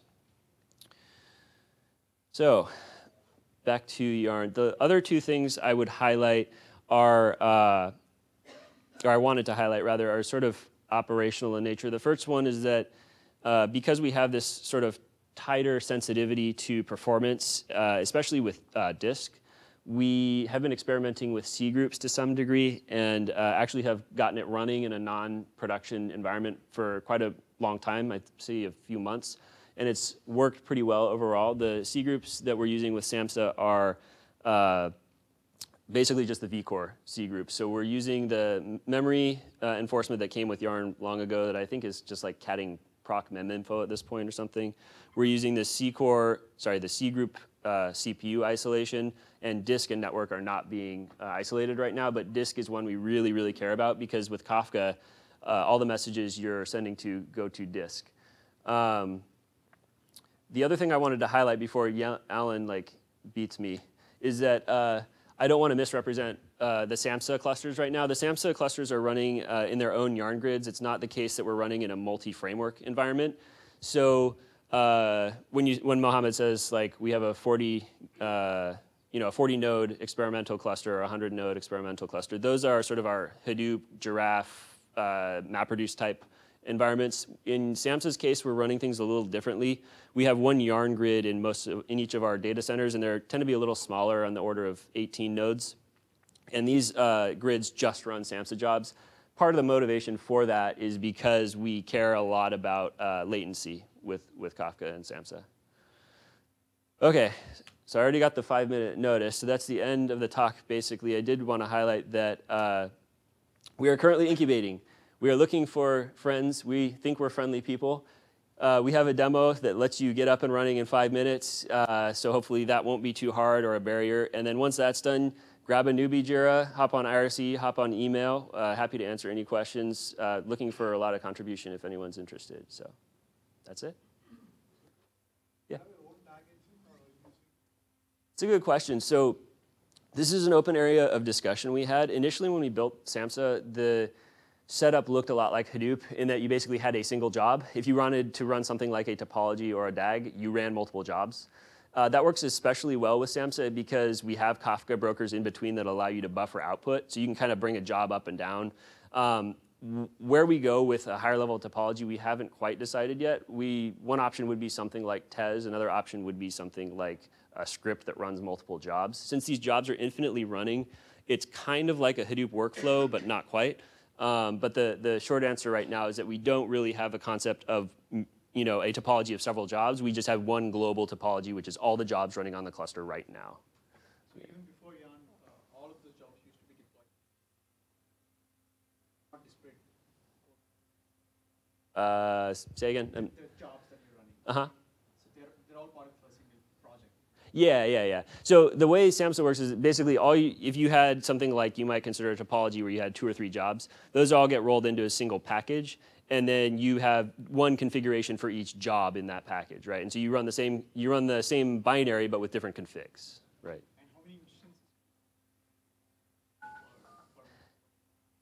So it tends to be, by default, it's 1 container per job, and it really varies pretty drastically. So we have some. How do you handle scale? more, yeah, so right now you basically bump the config and deploy it with more containers, right? I used to have a demo, this really sweet demo where you could dynamically add more containers, and you would just like press the plus button and you just keep getting more and more containers. Operationally, actually, it's a little bit debatable. Actually, it's very debatable as to whether that's a good thing or not when people start, adding containers willy-nilly. So we opted for essentially config-based change, which requires you to do a full check-in. It has lineage, it has ACLs, you can verify who made the change.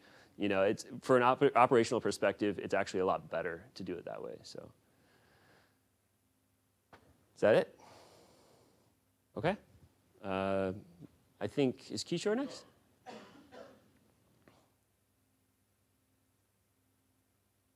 You go, dude. Yeah, I don't see. Thank you.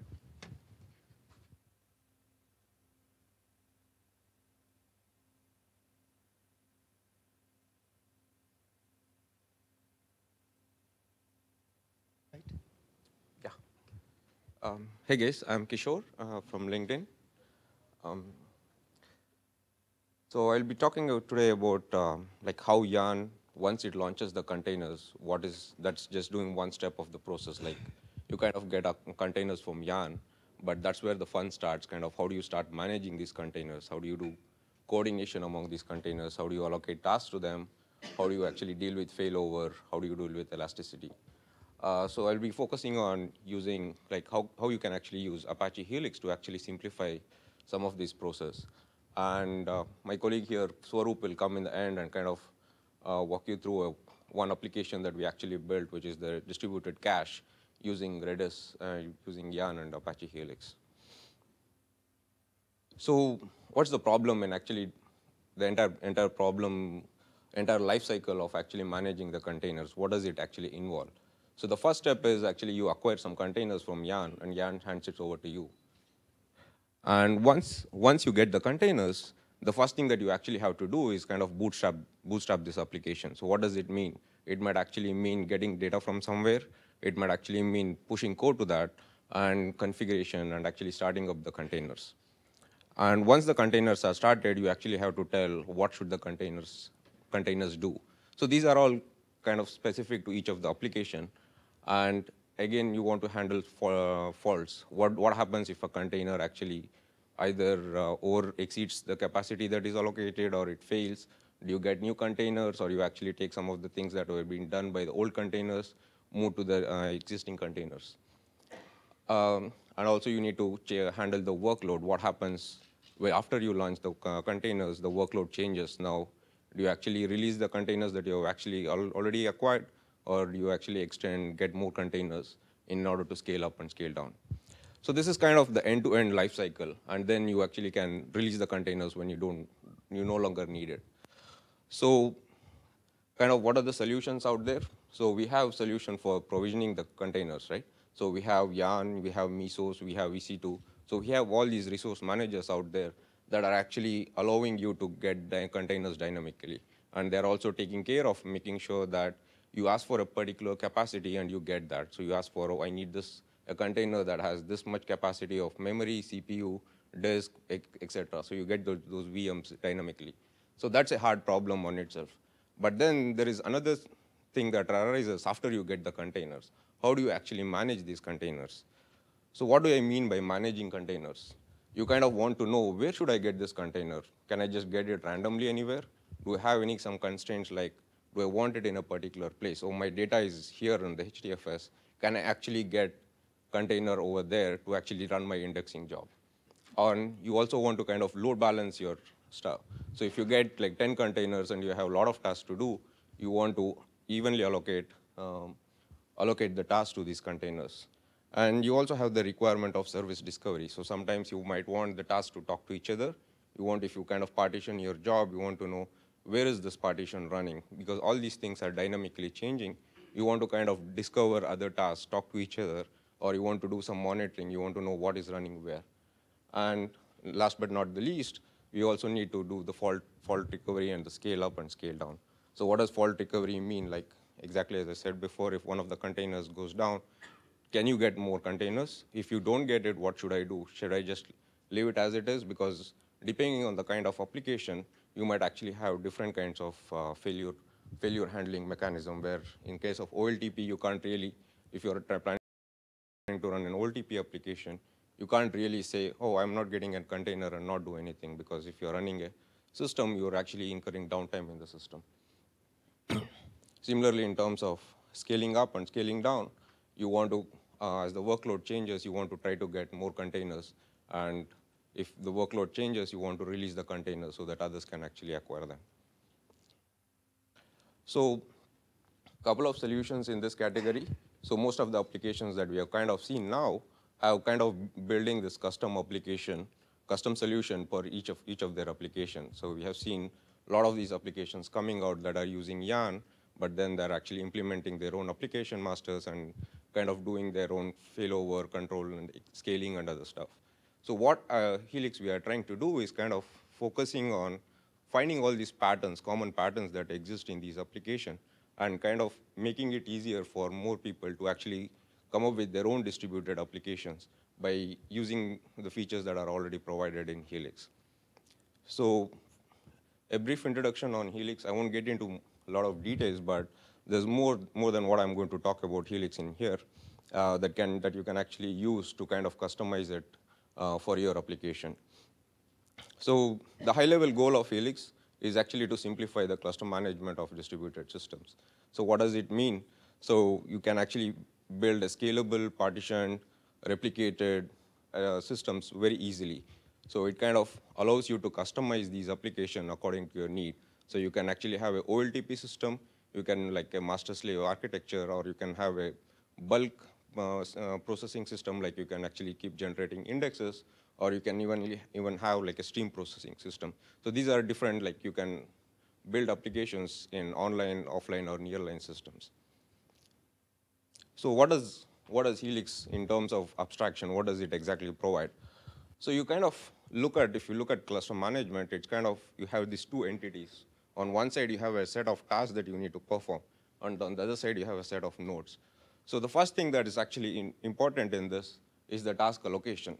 So when you want to do the task allocation, you can kind of specify to Helix, here are the objectives that I want to satisfy, and here are the constraints.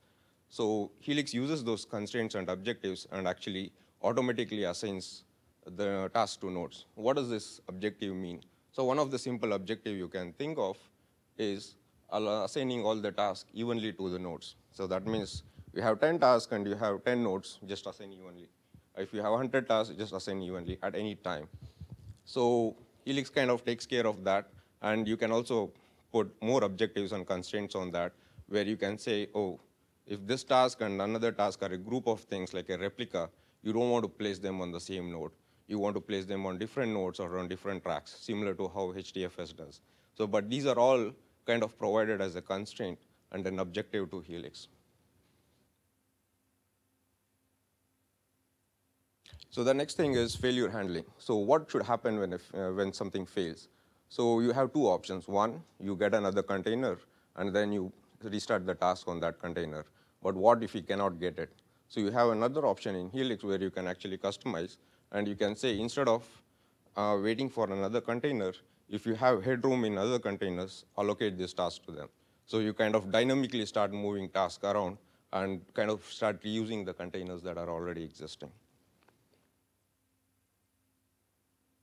The same way, when workload increases, you can dynamically add new nodes. And since the constraint and the objective of the system is always to evenly distribute, Helix can take the existing task from old containers and kind of move it to the new nodes, and so that the load is always evenly distributed. So how does Helix do all these things? So we kind of have these three different roles in Helix, which are kind of how they interact with each other to make this happen. So the main component, or the brain behind in the system, is the controller, which is kind of a generic which takes the state machine and it takes the constraints and the objectives or the tasks, and then it says, okay, these are the tasks that I need to accomplish, and these are the nodes, and it comes up with this assignment, or what we call as the ideal state of the cluster to be in. And once it computes this ideal state, it's always computing this ideal state dynamically as the system keeps changing as the nodes come in and go out, and as the tasks are added, it always keeps computing what should I do with this task, whom should I assign it. So this is some kind of a feedback loop that is always running in the background. So once it computes that, then it starts assigning the task to the nodes. And you also have, and the nodes in Helix are referred to as the participants. And we also have this third role, which is like you can think of it as in a client-server system. It's like the client, which needs to know which server should I talk to. You kind of get the service discovery mechanism there. So we call them as the spectators who can always keep observing the system and know which tasks are running where. So brief summary of the features. It kind of handles the allocation for you. It does the failure handling, and it also does the elasticity. And all these things, you can actually provide a declarative specification for this in terms of what should happen in terms of load distribution, there be a throttling when you add new nodes, when the data move or the tasks are moved, how many tasks should move. So these are all can be customized, and you just provide them as the input to the system. So we have all these things, but what is actually missing from that? What is missing in Helix is right now, when a node dies, we automatically cannot spawn new containers. So that's where the systems like Yarn or other resource managers actually come into picture. So Helix can automatically decide that it needs more containers, but it doesn't have the ability to spawn new containers at this time, or even push the code to that and actually start the container automatically. And again, the container isolation is something that Helix doesn't provide. You can actually launch multiple containers on the same node, and they are all act as virtual nodes, but we can't isolate between the different VMs. So if you kind of look at the Helix and Yarn world together, you can kind of see that as the model load increases, we automatically compute new number of containers that we need, and then Yarn spawns that container. And once the container starts, then Helix takes over that.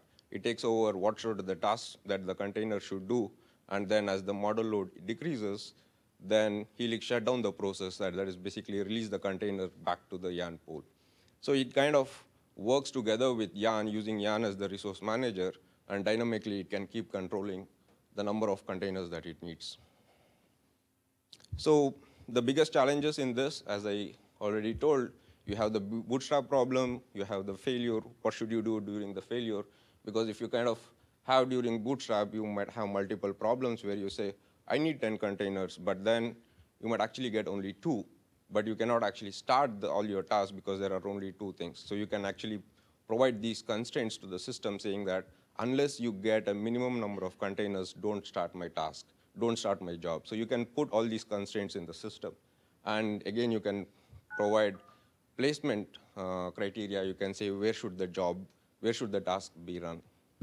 And in terms of failure, the challenges are how do you detect a task fail, or how should you actually do the recovery when a container fails. So how do we solve this how do you kind of write an application so that you can actually take care of this? So the application has to provide only 2 things. It doesn't have to worry about all these other stuff about the interaction with Yarn, or how do we get the resources, how does the fault tolerance happen, or how does it kind of very focused can be focused only on implementing the service. And the service has two things, most important thing, which is kind of what do you do when you start up, and what do you do when you are asked to stop. And the other implementation is the actual task that needs to be run. So there is a slight difference between what the service and the task. So service is kind of a bootstrap of the container. So you can, if you have an OLTP thing, you can actually just start the socket server or start listening to that. But the task is actually the task that is assigned to you. So you might say, oh, host this partition, or host this replica, and things like that. So those are 2 different things. And the task can be added dynamically and removed dynamically from the system. So target provider, this is basically the kind of thing that is running dynamically. It's kind of monitoring the entire system. And it says, checking the health of the system, and it says, oh, this is the number of containers that I need, so that the number of containers that I need dynamically, so that we automatically go to Yarn, fetch the containers, and then start them. So once the Helix and Yarn containers are launched, so the Helix automatically starts managing those container lifecycle. So let's look at how it works in the overall picture. So it's exactly the same way as you submit a job to Yarn. So you take the client, we already pack, once you provide the service implementation and the task, we automatically generate a bundle of, big bundle, and that can actually be submitted to the resource manager. And similar to others, like how Yarn works, Yarn launches the application master.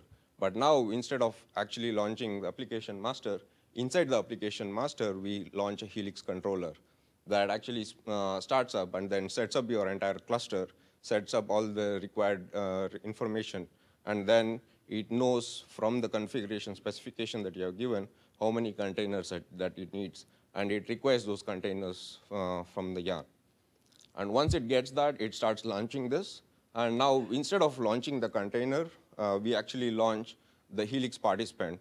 And the Helix participant is basically the one that is wrapping up the service layer for you and the task.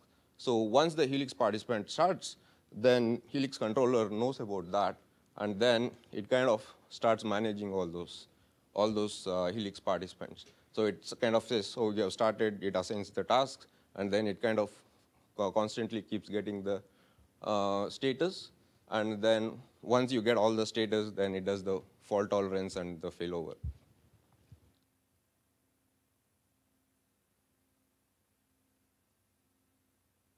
Mm-hmm.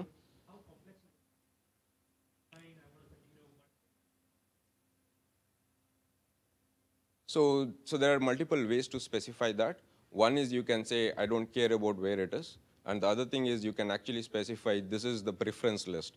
So you can say, I need in this location. And then if it is not available, it will automatically get the random one. So you can actually just specify for each of the tasks or services, you can say what is the affinity for that. Correct. And the nice thing about this is, after the job is done, it kind of stores the information about the previous time. So it can actually use that. Let's say you have generated some data, or if you have an OLTP system, it kind of maintains that state forever for you. Because we use Zookeeper as the backing store for storing it. So that means if you have started, then next time when we start, we always ask for the preferred. So we kind of have a preferred locality always. So the application code is very simple. So you have the service, and you have the task that needs to be implemented. And once the service is started, we automatically assign tasks to you. And all that you have to implement is start, stop, pause, and resume. So these are the main things that one needs to implement. And once this is done, all the other things is taken care of by Helix. So benefits, it kind of hides all the interaction with Yarn. You kind of just say, this is the minimum and maximum number of containers, and you kind of give the flexibility for Helix to play around with it, and it automatically scales up or scales down the number of containers. So the main benefits here, I mean, as most of you other guys have already spoken about, is it kind of reuses the container, it avoids the boot up cost, right? And then it also has this mechanism of throttling. So that means if you start using container more than what it is required, Yarn will come and kill it. But instead, what we do is we actually pause the task. So you can actually start shedding load automatically, and then we move it so that whatever work you have done till now doesn't get lost. So those are some of the things that you can actually get. So other kind benefit here is kind of you want to think of is how can you improve the efficiency of the system? Because in Yarn, you kind of ask for the capacity upfront, but then it's always very difficult to know whether you will always use that capacity completely. So now, instead, what we can do is we can ask for it and then keep allocating tasks to it until it actually comes very close to the reserved capacity, so that it doesn't kind of ask for more but use very less. So next, I have my friend Swaroop here, but I think we already got the time warning, so sorry. Okay, I'll be very quick. I'm Swaroop. I work in the same group as Kishore. I'm actually a proxy for Alex Booker, our intern, illustrious intern, who did most of the work. So I'll quickly run through a sample application that we built using the infrastructure that Kishore talked about. This is a distributed cache using Redis. So several Yarn containers are spawned on each container. You have a Redis server running and also Helix participant. We also have several Yarn containers which run the routing tier. So external clients coming into this application can figure out where a certain key is. The key space can be partitioned, or each container can have all the keys. The routing tier will actually figure out. It's doing the service discovery part that Kishore talked about earlier. So this is the application setup, and an app developer would specify it using a simple properties file like this. The main thing to notice is the service class specification and a target provider. Okay, I'll be really quick here because I'm being warned. So I'll run through a couple of graphs quickly. As you can see, the blue line is the performance target that is set by the application, and the red is actually what is achieved by the application. And the yellow line is the number of active containers in the system. And the application, as you see, can do the auto-scaling, acquiring containers on demand. I'll skip the fault slides, and I will get to the next play, which is, this is being cleaned up right now, and we're going to open source the framework soon. And we're going to add support for other resource managers like EC2 and Mesos. Helix is a very vibrant community right now. There's a meetup being planned, and we're calling for contributions from the community. If there are any questions, I can take it at this point. All right. Continue with the program, but thank you. So there are a couple demos that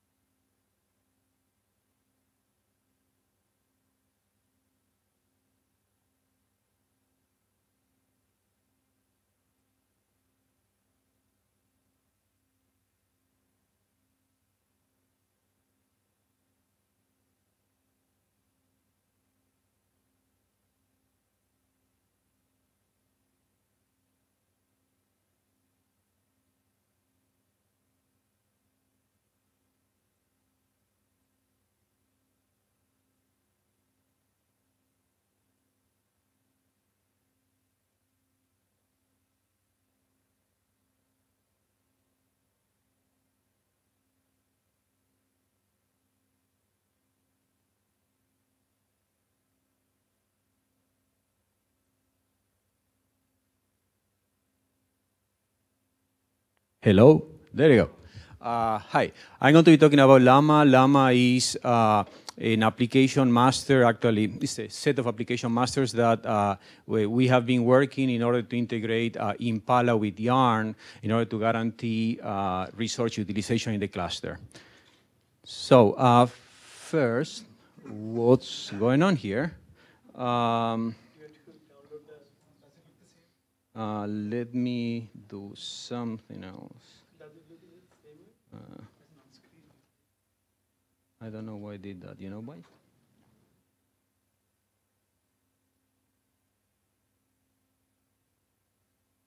Oh, now it went bonkers. Now I just brought a PDF because the PowerPoint was not working. Yeah, we can use this one. No, it's showing in the wrong place.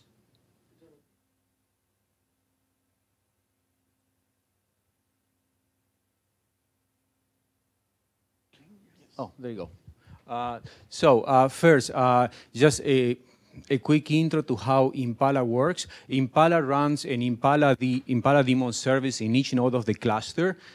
this is similar to the data node and node managers in the cluster, right? Whenever you submit a query to Impala, Impala will break that query into what called query fragments, and these query fragments, similar to MapReduce in the map task that they runs based on locality, these query fragments run in the different nodes based on the locality of the blocks. Then the query fragments, and this is different from how Yarn applications typically work, the query fragments, the execution is done within the Impala process. So it's like we use a special thread per query, and that runs in process within the Impala process. It runs the query itself. So one of the goals was that we wanted to be able to run Yarn applications, typical Yarn applications like MapReduce, and Impala queries in the same cluster, and being able to use the same Yarn queues for both of them. So for example, if you have a setup that you have marketing and sales, you want to be able to run MapReduce jobs or Impala queries using a queue from marketing or sales, right? And then different queries, depending who is running the queries, may run in different queues, and we want to use resource enforcement, both CPU and memory. We want to, for both the Impala queries and the Yarn applications. So typical Yarn applications, now we can use C groups and the proc stuff to be able to control CPU and memory utilization. In the case of Impala, memory utilization is controlled by the Impala service itself. You can think that they have their special malloc that they count how much memory are giving for each one of the queries. But then we have the trick about how do we do with CPUs. In this case, we want to leverage C groups, and we are using C groups in Yarn already, so we had to see how to integrate these things. Another thing is, as I mentioned, we want to run the queries using the capacity of the queue from the cluster. So that means that whenever we want to run a query, we have to ask Yarn for capacity, for resources in that particular node where we want to run the query fragment. Right? So this is not different from how different Yarn applications work. So how typically Hadoop 2 and Impala work without a resource enforcement. You have a regular Hadoop cluster, name node, a resource manager, the data nodes, node manager in every node, and then you have in every node also you have the Impala daemon, right? So whenever you run Yarn applications, they start the containers where the different tasks are run. The Impala runs the query fragments in process within the Impala daemon. Right? If you are using C groups in Hadoop, let's forget about Impala for a second, you can think that the only difference is that whenever Yarn, the node manager, starts a container, actually is binding that particular process into a C group. Right? And by doing that, the CPU controller, it kicks in, and then magic, we can guarantee a resource partition at a CPU level. Memory is done in a completely different way. So now, when we have Impala, right, so how can we use the C group's capability? Well, I say like, you run a query fragment, the query fragment runs within the Impala D process. We are not starting a different process. Right? So, and we wanted to be able to use resources. We want all the accounting of resources to be done by Yarn. So what we did for that is we introduced a new component that we call Llama, that what it is an unmanaged application master that whenever Impala wants to use capacity in a particular node, will ask Llama for an allocation. Llama will ask the resource manager, eventually will get the allocation. Llama will follow the traditional thing, like the normal things that an application master do is going to start a container against the node manager, and is going, in our case, we just do a sleep 10 years, a container that does nothing, but because we have C groups configured, like Yarn will create a corresponding C group. After that, Llama tells Impala, okay, I created a container for you, this is the container ID, and what Impala is doing is, before creates the thread for the query, and what it's going to do is going to attach that particular query into the corresponding C group. So by doing this trick, we can run the query fragments within the Impala process, but all the processing accounted to that particular thread is attached to the C group of the particular container that we created for it. right? So by doing that, accounting and resource utilization, everything works as expected. From the memory perspective, I explained that Impala does its own accounting of memory that is granted for that particular query. And 5 minutes. I have 15 minutes for questions.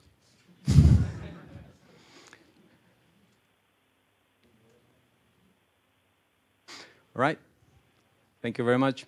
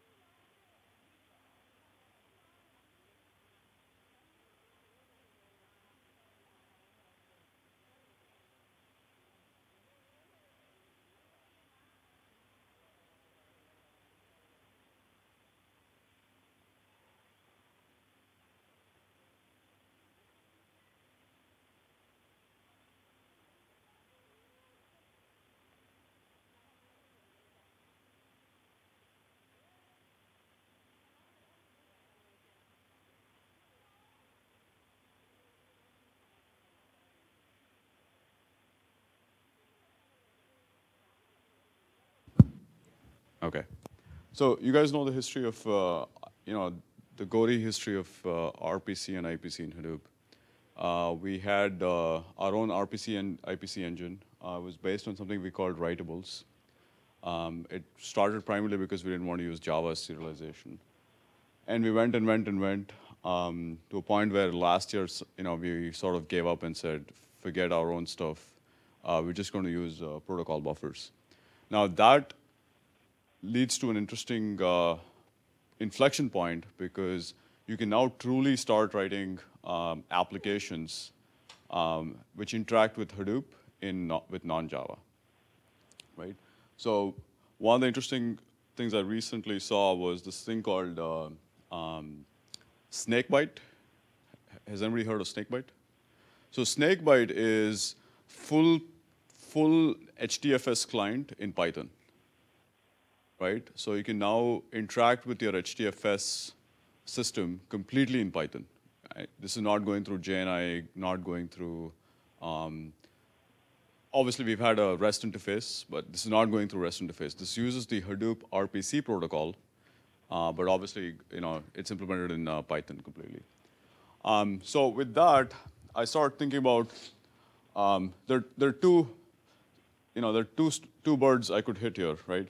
One is, I've been looking at Go for a while, and I found it fascinating. How many here have heard of Go? Quite a bit. So Go started off at Google. It's sort of being positioned. Its sweet spot is it's been positioned in the sweet spot of being the next obvious choice for doing systems programming. Right? So it's definitely not, it's not a Python or Perl replacement. It's more of a C replacement, right? So Go is essentially, you can think of it as C with interfaces in some ways. It's got garbage collector. It does have pointers, but not pointer arithmetic, and so on, right? So to cut the long story short, I figured if I was going to learn Go, I should do something interesting with it. And obviously writing applications in Hadoop, which would be non-Java, would be interesting, right? So I started work on this a little while ago.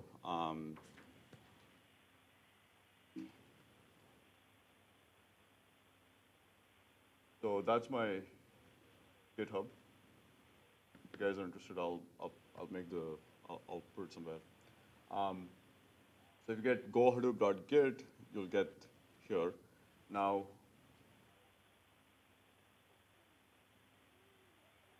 this is the same protobuf definitions we have in Hadoop Common, right? So it's all the IPC stuff, all the RPC stuff, some of the protocols we have. Similarly, Hadoop Yarn has all the proto definitions we have for Yarn itself, right? Containers, applications, app IDs, the whole shebang, right? Now, the next step was I actually had to implement an IPC client, right? So I really natively want to talk to, natively in Go wanted to talk to Hadoop, right? So you got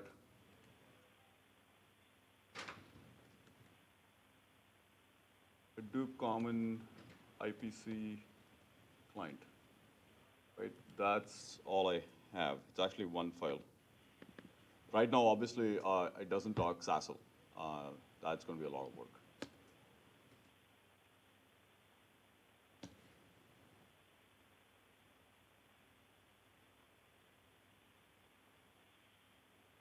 So the call, if you look at the Hadoop IPC client and server, or at least the client, the call is what you want to use. So you want to send a request header, the message, the request and the response, right? Those are all protocol buffers. So what I did was took all the Hadoop RPC proto definitions. Proto-C, you can write, you can either use the built-in Go plugin. It's on code.google somewhere. So you can take the proto definitions, use Google's Proto-C compiler. You need a plugin, and then you can generate all the Go stubs for it, right? I went a little ahead. Further, I actually wrote my own plugin into Proto-C, so I could generate not just the message proto definitions, but also the service implementations, right? The actual RPC implementation. So to give you an example, okay, let's look at the client driver. So I don't know how much you guys can see here. So here, basically, I'm calling the app client protocol. The method name is get applications. This is the same RPC we use to get a list of applications and so on, right?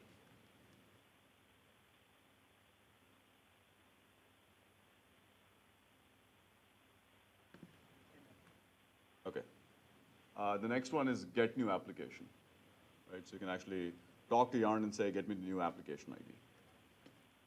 That's a client. I had to do more, obviously. This is a config driver, so you can actually parse Hadoop configurations now in Go. So you can take a common site, core site, HDFS site, Yarn site, MapReduce site. It does all the, I don't have all the crazy deprecation stuff, but it should be easy to add. That was client. Hadoop Yarn has, like I said, has the definitions. The interesting one is, Vinod talked about the Yarn client, right? So people should not be using the bare Hadoop, bare Yarn protocols at this point. So similarly, we have the Yarn client APIs. Have people seen this? Seen the Yarn client APIs? No? Okay.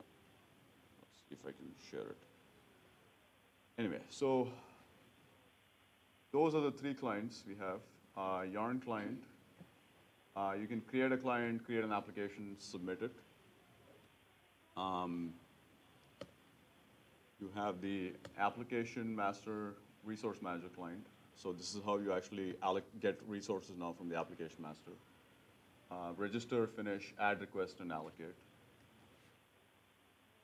And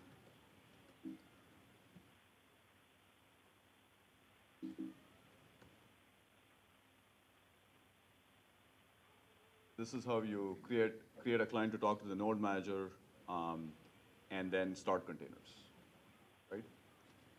With that, I'll run a demo. As you can see, I have to pass the Hadoop config in the environment. Obviously, you said it. I put here to be explicit. So I'm going to, actually, let me show the. So I have an example application. I wrote this, classic dish shell. Dish shell has a client and an application master, right? The application client and the app master.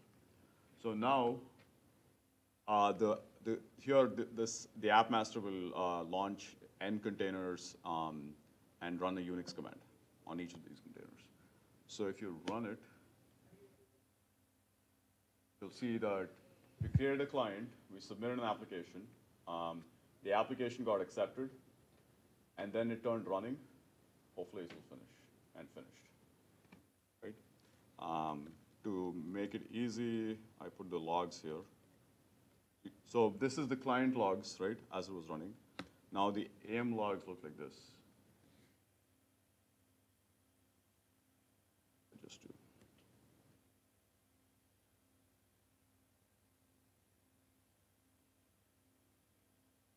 Right, so you can see that the app master came up. He got his app attempt ID from his environment. Then he started making resource requests to the resource manager. That's about it. Let's see if we can actually now.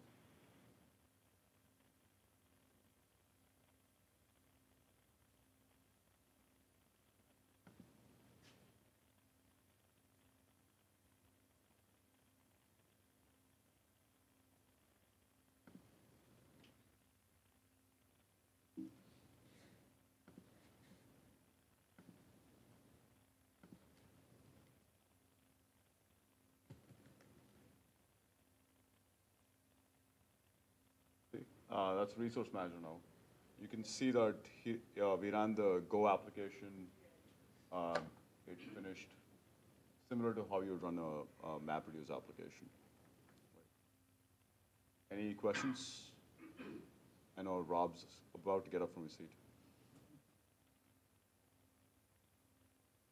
Okay, thanks. Oh, yeah, if you want to look at the code, here.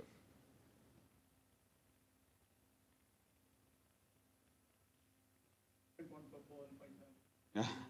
Actually, it's not bad. I mean, now that I've implemented in Go, it should actually be fairly easy to implement this in C, at least for me.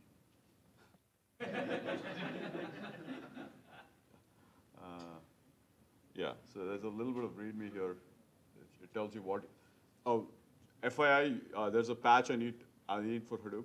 I've got this done in the last few days. There's a patch I need for Hadoop so that I can switch off SASL by default. Right now, Yarn actually uses SASL by default even if security is not on. That's going to be quite a trick to pull off. Okay, all right, thanks.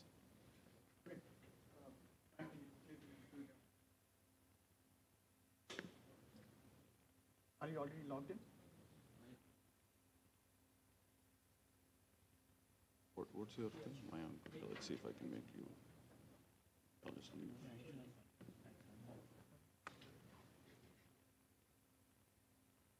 Click on that. Yeah.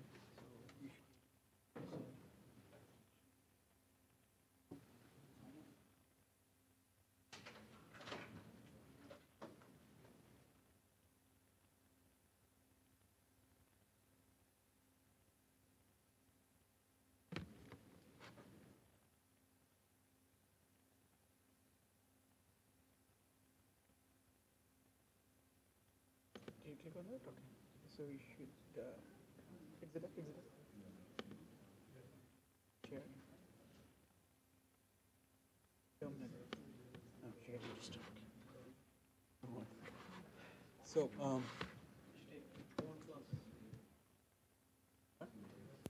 take the mic and Zoom command plus.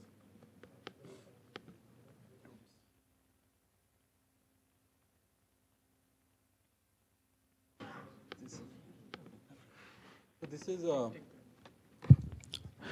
Hello, yeah. So we just wrote the application history server, which is very similar to the job history server.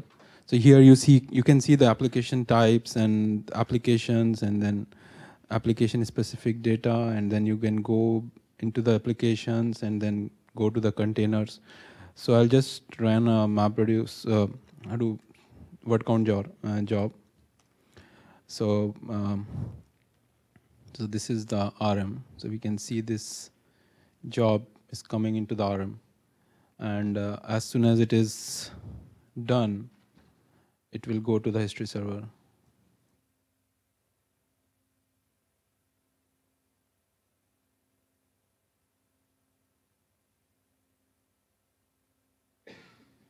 So yeah, it's done. So we can see, so this job is here.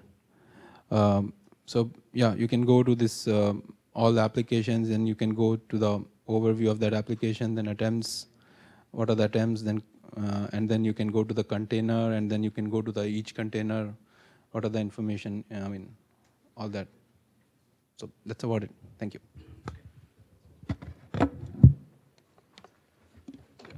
That's a wrap, guys.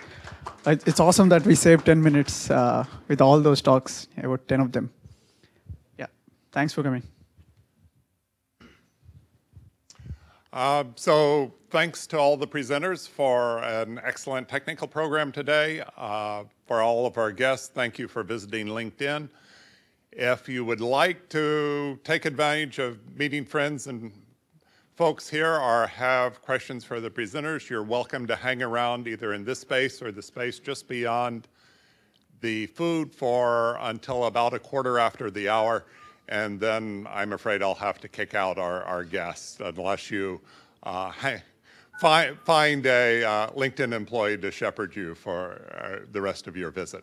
Again, thank you for visiting LinkedIn. Thanks for everybody. Yes, and so we believe we're making a recording of this and the slides for this, and so check the Meetup page for details of where you may find those things. Any last moment news or questions from anybody? If not, thank you. Enjoy the weekend.